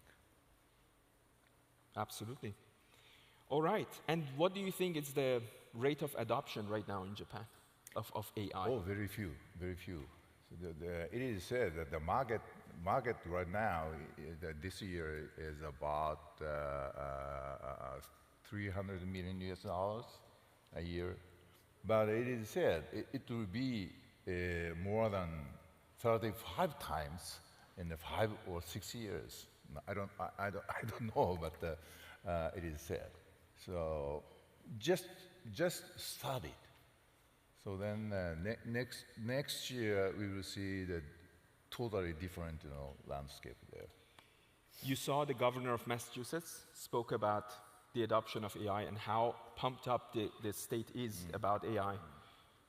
How is the situation there with the government? As I mentioned, the Japanese government remember that we need a new investment. So then they're thinking very seriously about this, and they started to support not only AI but advanced technology things. Mainly from 2 years ago, they have started to do that. Great. And do you think the Japanese approach right now is build versus buy? Are they building? Do they want to build in-house or buy from outside? Case by case. Some of the big enterprises are doing by themselves, but it's not sufficient by only those. We need to combine or hybrid things. 100%. Yeah. All right. Thank you so much, Thank you very Sube-san. much. Thank you. Thank you. El panel destaca la creciente importancia de la inteligencia artificial en Japón, especialmente en un contexto donde la disminución de la población en edad laboral plantea desafíos económicos. La asociación entre Líquida y Itochu CTC se presenta como un paso crucial para impulsar la adopción de tecnologías de IA en diversas industrias. Es interesante notar que, aunque existe un interés considerable por parte de las empresas japonesas en integrar soluciones de IA para aumentar la productividad, también hay preocupaciones sobre la privacidad y la seguridad. La mención de sectores específicos, como la agricultura, el servicio al cliente y las finanzas, resalta áreas donde la IA puede tener un impacto significativo. Sin embargo, a pesar de un mercado aún incipiente, se anticipa un crecimiento exponencial en los próximos años, lo que indica un potencial considerable para la transformación digital en Japón. La estrategia de construir frente a comprar también es crucial, ya que sugiere un enfoque híbrido que combinará la innovación interna con soluciones externas, optimizando así el desarrollo y la implementación de tecnologías de IA. Thank you. Thank you.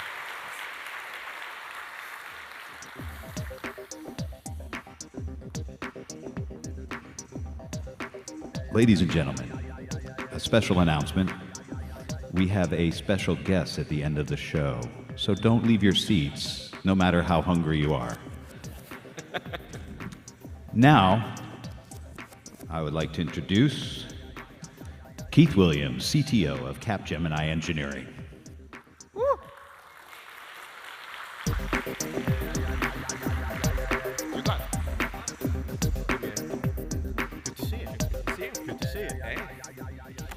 We said we turn a little bit this way. Yeah, Let's look at the slide. so that we can see the. So we have something to show here. Yeah, we do. So Keith, We do.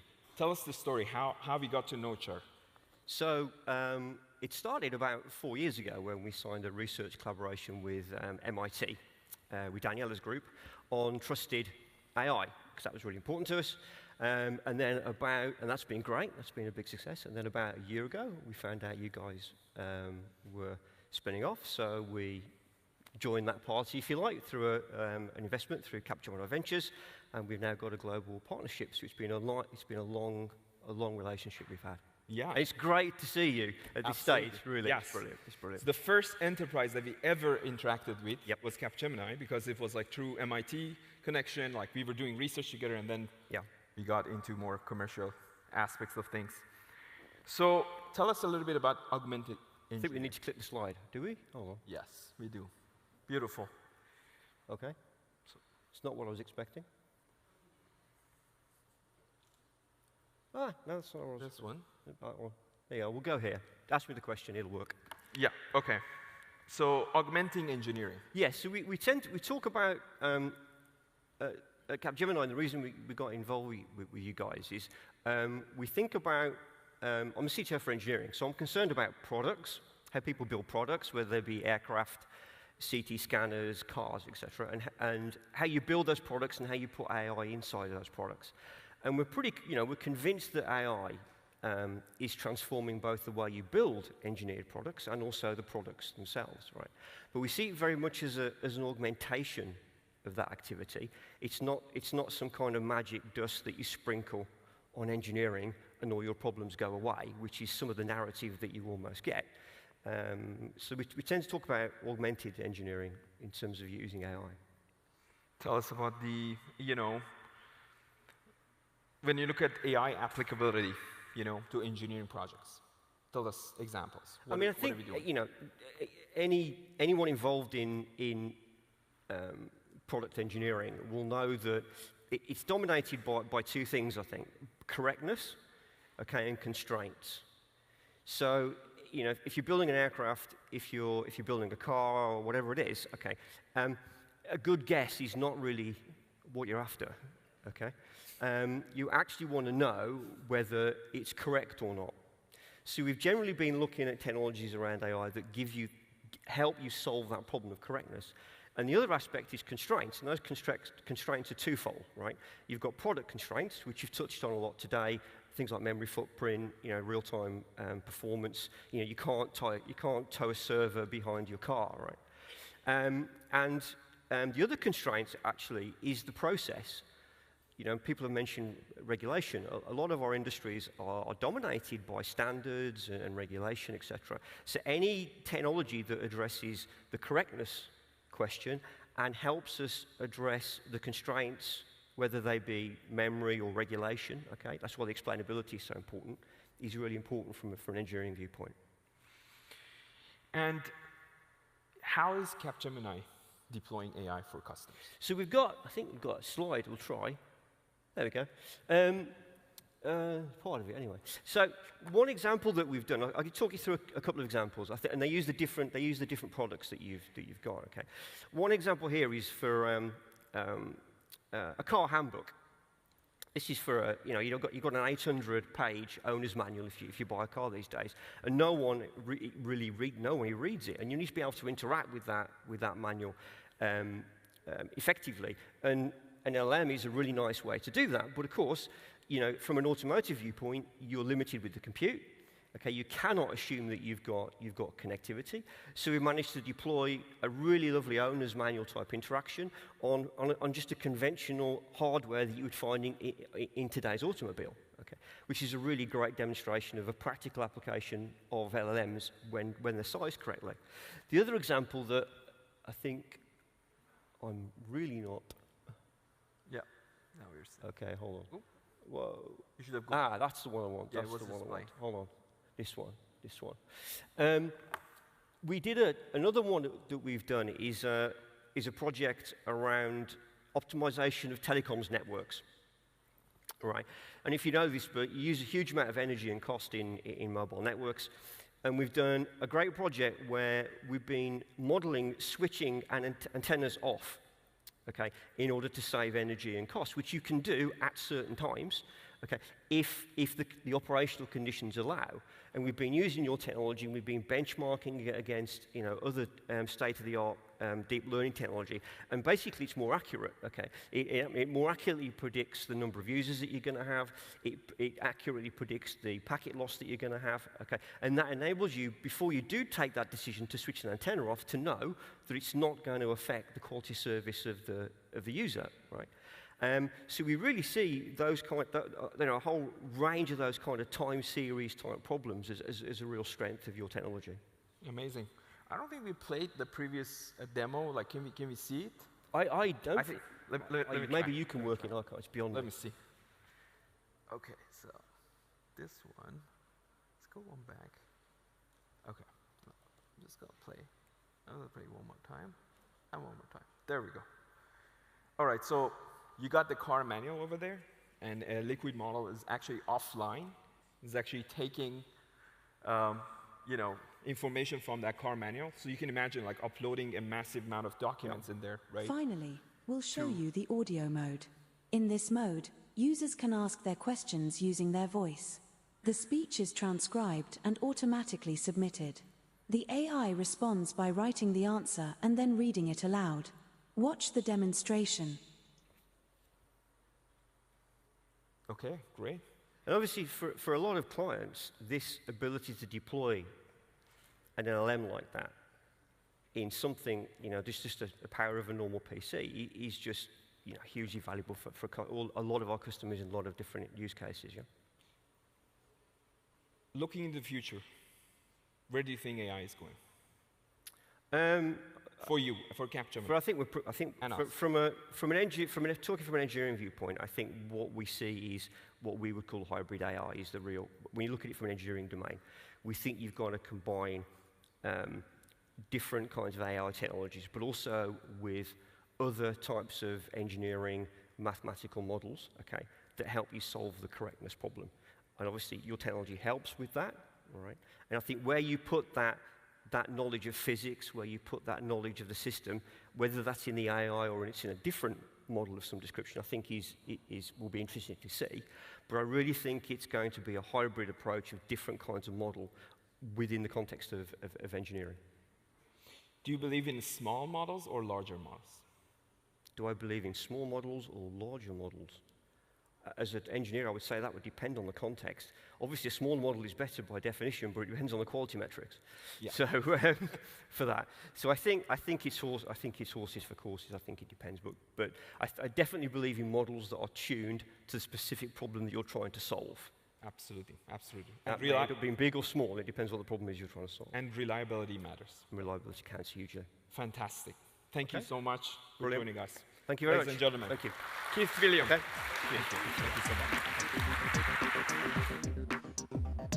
La conversación con Kate Williams, CTO de Capgemini Engineering, subraya la evolución y el potencial de la inteligencia artificial en la ingeniería de productos.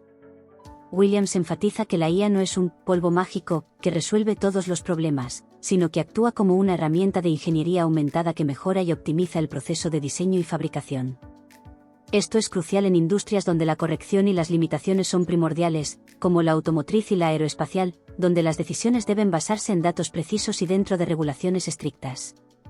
La discusión sobre el uso de modelos pequeños frente a grandes también resalta un enfoque pragmático. El tamaño del modelo debe ajustarse al problema específico que se busca resolver, priorizando siempre la fiabilidad y la aplicabilidad. Además, los ejemplos de aplicaciones prácticas de IA, como la optimización de redes de telecomunicaciones y la interacción con manuales de usuario de vehículos, ilustran cómo estas tecnologías pueden integrarse de manera efectiva en sistemas existentes, impulsando la eficiencia y la experiencia del usuario. La visión de un futuro híbrido en el que se combinen diferentes tecnologías de IA y modelos de ingeniería promete transformar aún más la manera en que se diseñan y fabrican los productos. Hey folks, more information on this special guest. It's a surprise that I'm going to give away right now, because at the end of the program, Steve Pagliuca, co-owner of the championship Boston Celtics and former chairman of Bain Capital and Liquid AI, will come on stage with John Werner and have a conversation. So stay tuned. But now, I'd like to introduce Alexander Amini, CSO of Liquid AI, Stuart Schreiber, CEO of Arena BioWorks, in a conversation for you to enjoy. Thank you.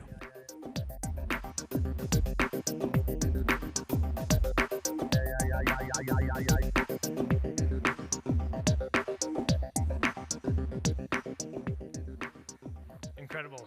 Thank you, Stuart, for joining us today. Hi, everyone.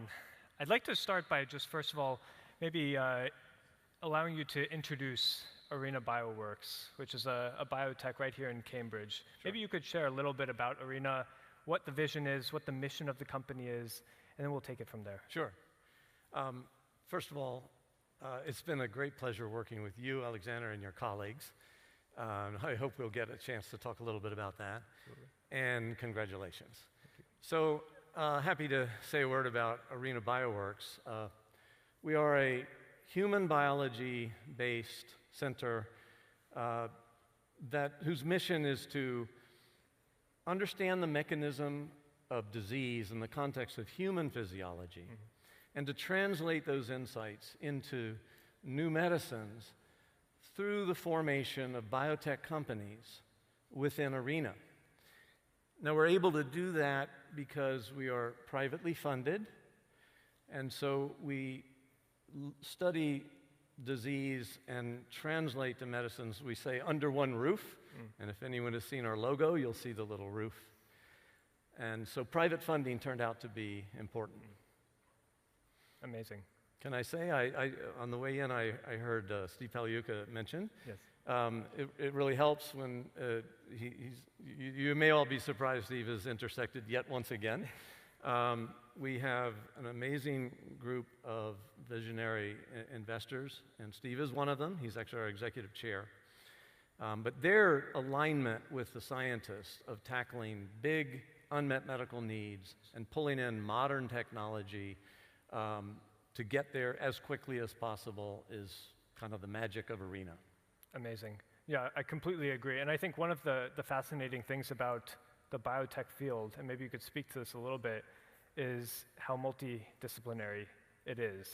And I think the ability for AI, and Gen AI in particular, to really start to accelerate a lot of the initiatives that you have going on and the problems that the company is tackling is really transformational. Maybe you could share a little bit about the problems, because I think, as you said, it starts with those, but also your vision for how Gen AI fits into this space. Sure, Alexander.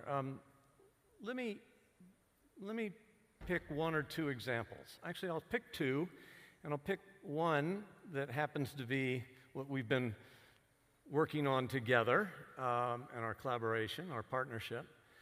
But I also want to share one that I think is going to be a little bit more challenging, maybe take a little bit more time, but ultimately will have tremendous impact on human health. So the first one, actually, I think it was Alexander, in your presentation, you talked about designing proteins, and we all know it's kind of amazing what generative AI has done in predicting protein structure and designing protein structure. That doesn't mean all the problems have been solved. And one of the ones that we've been tackling jointly is that these beautiful structures we see in designed proteins are largely static. Now, we know that in the body, proteins move around, they're highly dynamic, and we know that it's essential for their function. You know, when a protein enzyme catalyzes a reaction, there's all kinds of side chain motions that are critical along that, lowering the overall energy of the potential energy curve of this reaction. When a drug binds a protein, it's rare that the pre-organized structure of the drug and the pre-organized structure of the protein simply fit together by lock and key. And yet, that is where we are today. It's largely these structures that we create are static. I'm optimistic that this is a problem that we can solve. I think there's a lot of different approaches, and we've focused on one. I'll point to my personal experience in the early 1990s when I met Martin Karplus. And Martin, who's a giant in the field, came to me and actually talked about the same question of dynamic properties of proteins. And I remember in his case, he wanted to integrate what was called molecular mechanics and quantum mechanics. And his work was recognized in a Nobel Prize years later. And it really put on the map that proteins are highly dynamic, and there are ways to compute those dynamic. There is very limited in what you can do. But I think this is the time to rethink that problem from a generative AI perspective, and couldn't be more excited about doing this jointly with Liquid. Absolutely. I think actually, so one of the things that you mentioned that got me really excited originally was that this vision that you just described is very true to the original vision of Liquid as well. The world is not static in these snapshots. The world is liquid. It's very it's adapting, it's changing, it's dynamic over time. And that's actually the roots of the architecture that we had built in the very beginning days. So I think it's a perfect problem statement. I also want to tie that into something that you and I were talking about backstage, which is the importance of basically problem-first thinking. Because this is also something that we hold very dearly in the company, that we see a lot of AI companies out in the world really based on hype that go after just new types of technology for the sake of building new technologies, and then plug and play into existing problems that without innovating on the problem itself. Could you speak a little bit about, from your point of view, especially in a field like biotechnology, the importance of problem-first thinking? Yes, I'm very happy to. I was listening to these talks. It was very, very interesting, but I confess that I feel very strongly about the notion in biomedicine, in the human body, it's exceedingly complex. And it really helps to start with the problem, to know what is the problem we're trying to solve. Because the alternative of creating massive data using generative AI will very likely provide useful insights, but not necessarily to solve the problem you care about. I said I was going to give a second example. I'll try to tie this in. I'm going to sort of make up a little things as I go along to try to illustrate the concept. But I think that the human body, as I said, very complex. There's a lot of things we could measure. Happily, there are things today, and we at Arena are working very hard with partnering, including with sovereign nations, to have access to large number of participants, large number of samples from the body longitudinally. But still, what are you going to do with all of this? So I'll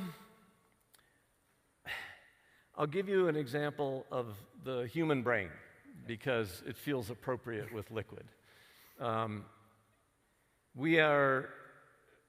We have major unmet medical needs in neuropsychiatric disease, neurodegenerative disease. It feels like some progress is being made. We read about new medicines. But those of us who study this really carefully, I think the lack of progress is more notable for the substantive progress. And so I think, if we tackle those problems and start with the fundamentals, like what is a brain? What is it composed of? And I think one of the things, we all intrinsically know our brain is kind of squishy. I think I heard a reference to that with the liquid model. Well, there's a reason for it. It's a sack full of what we call lipids in biochemistry. Yes. And these lipids are very dynamic and they're changing. And I think that if we focused in on neuropsychiatric schizophrenia or neurodegenerative Alzheimer's and got away from the biases of what we think is going on. In Alzheimer's we know that there are these amyloid deposits, but are they causal or are they a correlate? And just take a step back, gather the relevant data and the relevant generative AI, I strongly suspect that whole new concepts will emerge and they will provide a blueprint for new directions in creating the medicines we so desperately need. So I picked it as a kind of hypothetical. It's not entirely hypothetical. We are doing work in this area, and what I've outlined is sort of a summary of what we've seen thus far. Amazing. Amazing. I mean, especially just building off of that, this loop of basically sensing and actuating, right? We want to sense the body, but then actually build back and act on it and build new things that we would want to sense from that loop is a very iterative process that I think it really also comes at the core of the mission of Liquid. So maybe I just want to end on one more question, because you mentioned earlier that Arena and Liquid will be partnering in this space of biotechnology and Gen AI at the intersection of the two. Maybe just a quick comment for the audience on why you believe this relationship is so important for you and for the field. Yes, Alexander, it's a really great question. And it's another thing that, listening to the conversations, it keeps coming back to me. We looked at a lot of groups in this area, and to be honest, many of them sort of felt familiar because, I think we at Arena, we have basic knowledge of what generative AI can do, machine learning can do, neural nets can, what the contributions. And we've found a lot of sort of like-minded people, and we would debate one problem over another. I think with Liquid, we found two groups that have deep domain knowledge, one in medicine, the other in generative AI. And so we had to work hard to get across the language barrier, but we were all super excited about the fact that this was potently synergistic and not, redundant in any way. So I think the deep domain knowledge and expertise of Liquid and an interest in listening to us think about some of the big unmet medical needs was kind of magical. Absolutely. Stuart, thank you so much for joining us today. Thank you, everyone.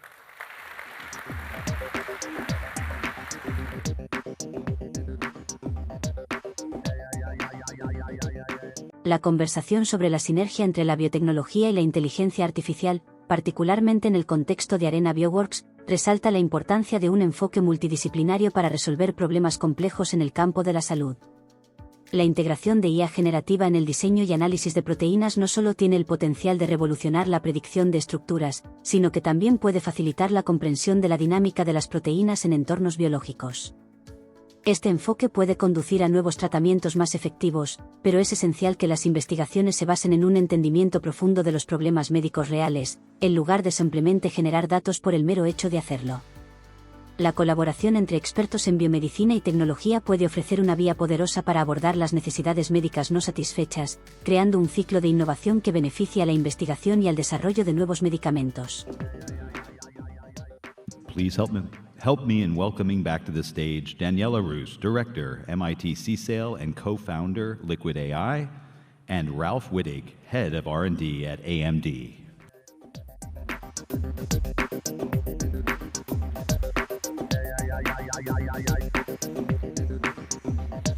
Hello again. So, Ralph, I'm so excited you are here with us today. MIT and AMD have been friends. We've worked on so many things together, and we're so excited to think about a partnership with you in the future. Please welcome. Yeah, thank you, Daniela. It's a pleasure to be here, and thank you for hosting us over here today to the fantastic launch event. Quite excited to see a team like Liquid come together and really make the jump from research into the startup era, and we've got a lot of good things we can work on together. AMD Research and MIT has been, a strong partnership over many decades already, and we're very excited to collaborate now on the AI research as well. We also have a lot of MIT grads coming to AMD. There's actually a big facility right up the road here in Boxborough. AMD still does significant processor design right here in the Boston area. So all our big CPUs are designed over here, the cloud CPUs. And so we really could not be filling this talent pipeline without the strong collaboration between MIT and AMD. So, Ralph, can you share with us the range of products AMD is focused on as one of the leaders that is building the substrate for AI? Yeah, no, that's a really good question. Yeah, so AMD is actually a full portfolio. We go anywhere from the cloud, high-end GPUs that are really used to train AI models, CPUs, so the Instinct line is the GPU line, the EPYC line is the CPU line. They really power all the data centers around the world, and they also sit in supercomputers and national labs. We also have the gaming GPUs, and there's a lot of AI going into gaming now. And on the client side, so all the laptops that you're running, those are our APUs, right? Those are SoCs that are mixing of CPUs, GPUs, and now also NPUs. And then we also have the embedded product line coming in from the Xilinx side, where we get into close to edge, close to sensor applications, really highly efficient, and it's really ubiquitous in all kinds of applications, right? Whether that's factories or cars or healthcare, it's actually quite diverse, right? So AMD really has processors for all market segments that are powered by AI now. So all the way from the clouds to the edge. Kind of like how we think about AI, all the way from big models to small models. Yeah, and it's interesting right now, right? So we're in, the models are being trained on these big GPUs. The big GPUs are quite power hungry, right? So they're sitting around a kilowatt per GPU. And we train scaling to hundreds, if not thousands of GPUs, right? So these big training data centers are sitting in the megawatts of power, right? And you heard about the talk about scaling, right? How far can we go before we run out of or hit a plateau? The scaling continues, right? And we're going to see data centers approaching the gigawatt power usage, right? So we're getting into training clusters in the tens, if not hundreds thousands of GPUs, right? So that scaling is definitely alive and well. In the end, it's going to be energy efficiency that's going to enable further scaling over there. That's a real problem. Yeah, I mean, in fact, energy efficiency is also one of the drivers of the work at Liquid. Traditional AI models cost so much in energy, and they have a huge environmental footprint. We are very interested in more energy efficient approaches. So can you give us some statistics on the energy cost of AI for development and deployment? Yeah, that's also why we're really excited to be partnering with Liquid. On the cloud side, as I said, it's 1,000 watts per GPU, scaling to hundreds of thousands of GPUs, so you're getting megawatts going to gigawatts, right? On the client side, your laptop, that can't burn more than tens of watts, right? So 50 watts is already fairly power hungry, right? The actual processor inside the laptops sits at 10 watts or below, right? So now you got a single GPU at 1,000 watts in the cloud, and you got an APU sitting there at give and take 10 watt power consumption, and the actual NPU inside your laptop, the neural processing unit, is in a single digit watts unit, right? So it's quite a range we're dealing with over there. Now, the innovations we contribute is process technology, processor architecture.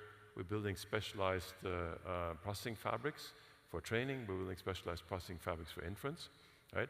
But the contributions the team Liquid is making are tremendous, because we also have to simplify the models, shape them, make them efficient.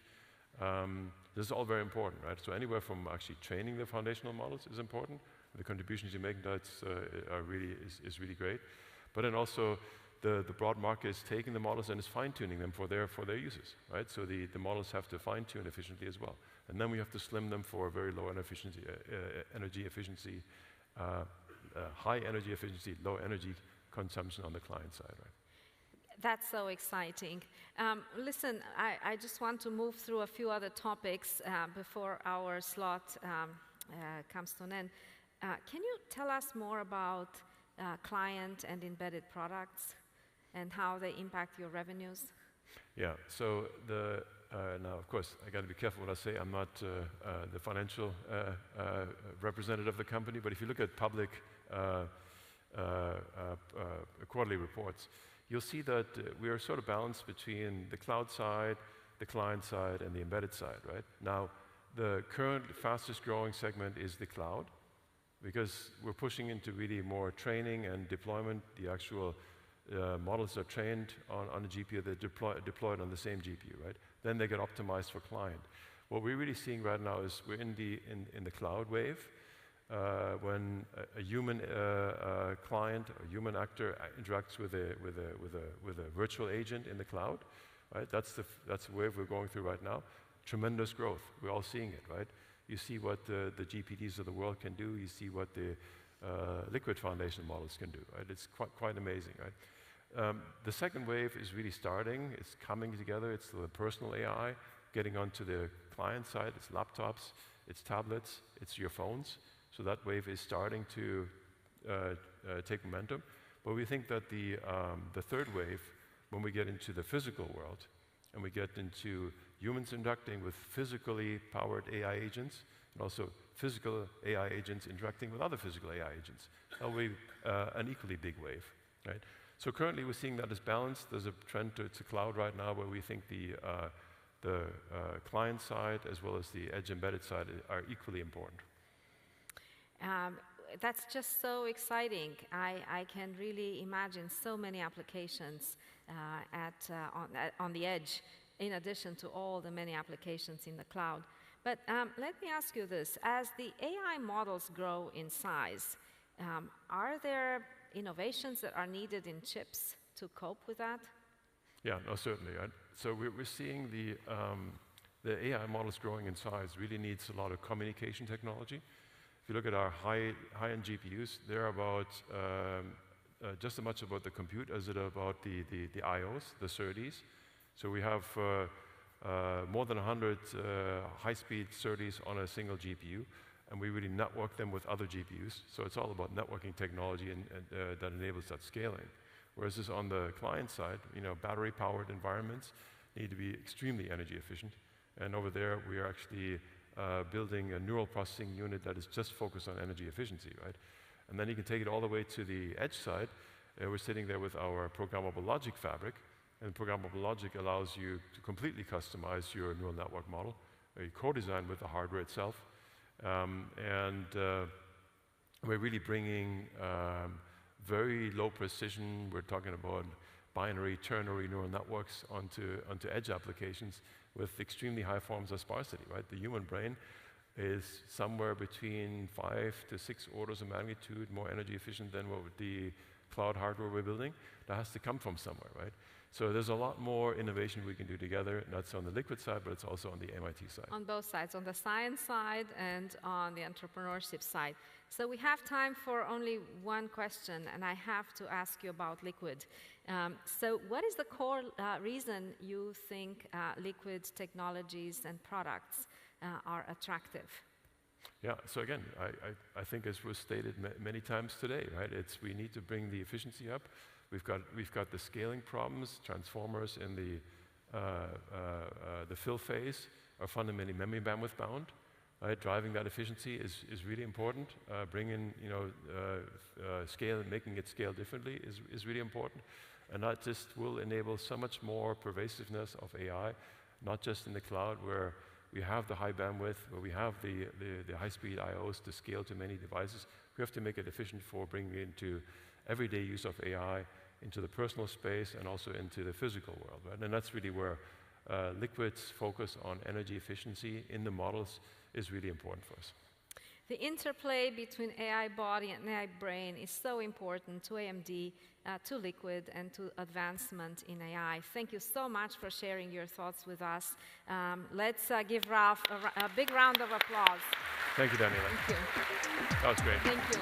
Thank you. La conversación entre Ralph Wittig de AMD y Daniela Rus de MIT en el evento revela un enfoque significativo en la colaboración entre la academia y la industria para avanzar en la inteligencia artificial y su eficiencia energética.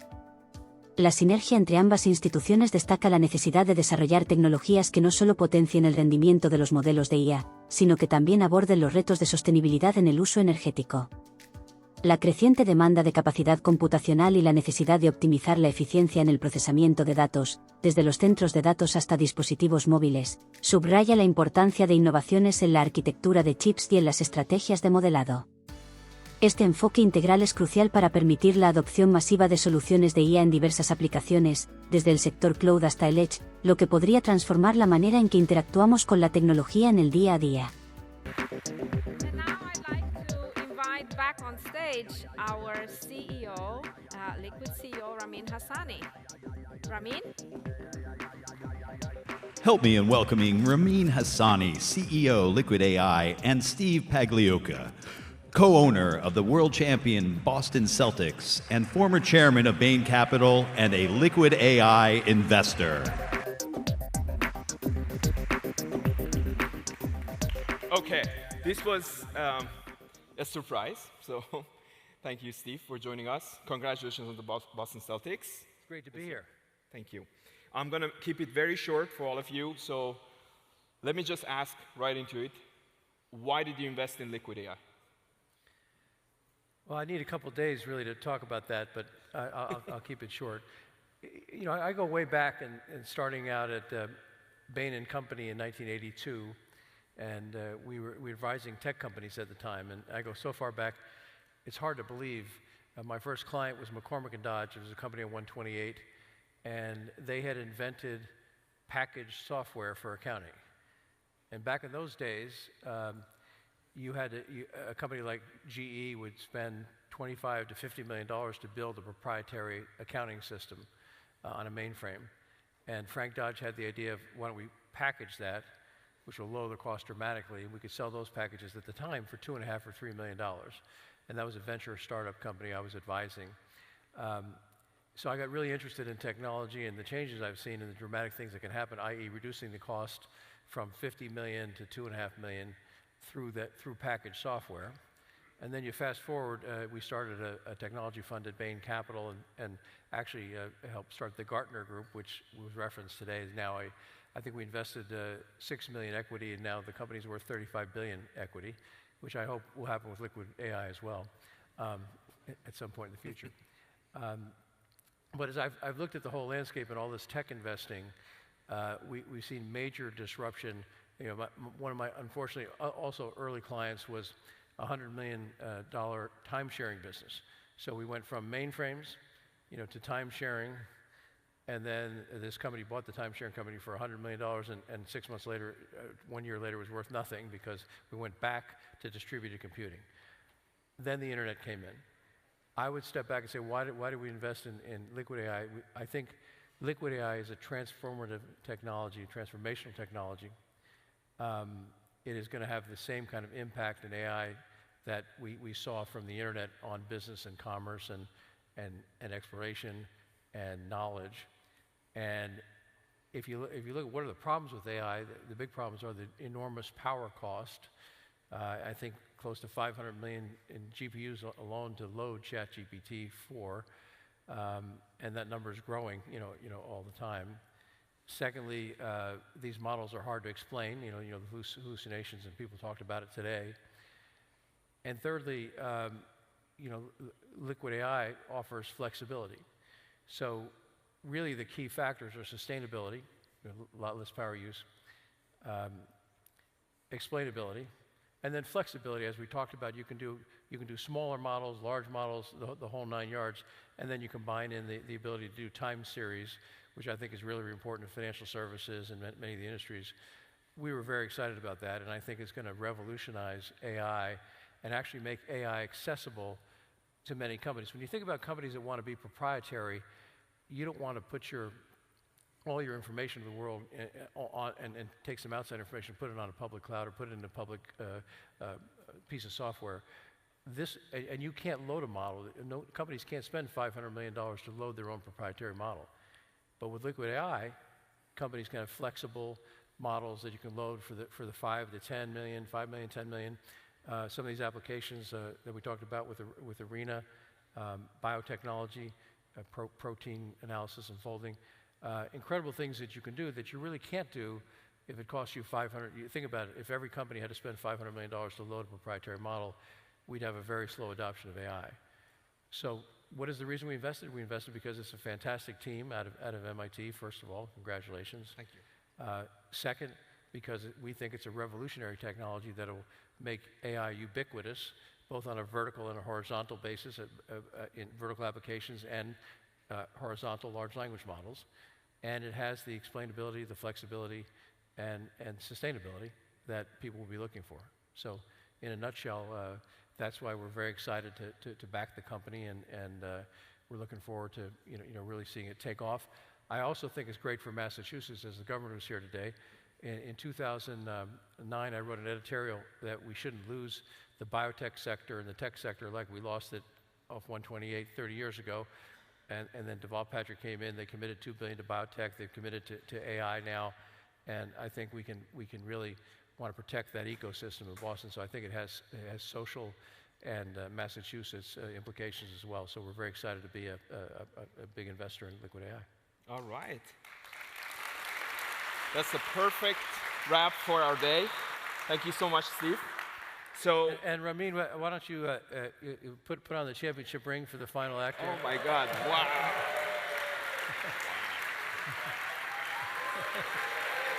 Amazing, amazing. And are we gonna have the team coming out here? Is the team coming out here? Yes, yes. So, thank you very much, everyone, for joining us today. This is a wrap. We are very excited. We are early on in our journey, but we're very excited to actually get you all access to the technology, get in touch with us.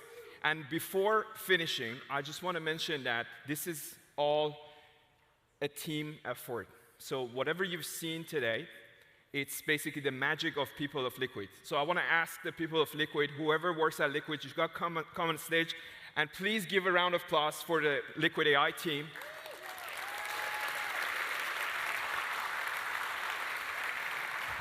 El discurso de Steve Pagliuca sobre su inversión en Liquid AI destaca la importancia de la innovación en inteligencia artificial y su potencial transformador en el mercado.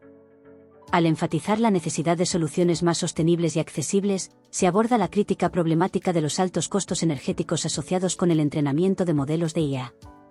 Liquid AI se presenta como una solución que no solo optimiza el uso de recursos, sino que también ofrece flexibilidad y explicabilidad en los modelos, aspectos fundamentales para su adopción generalizada en diferentes industrias.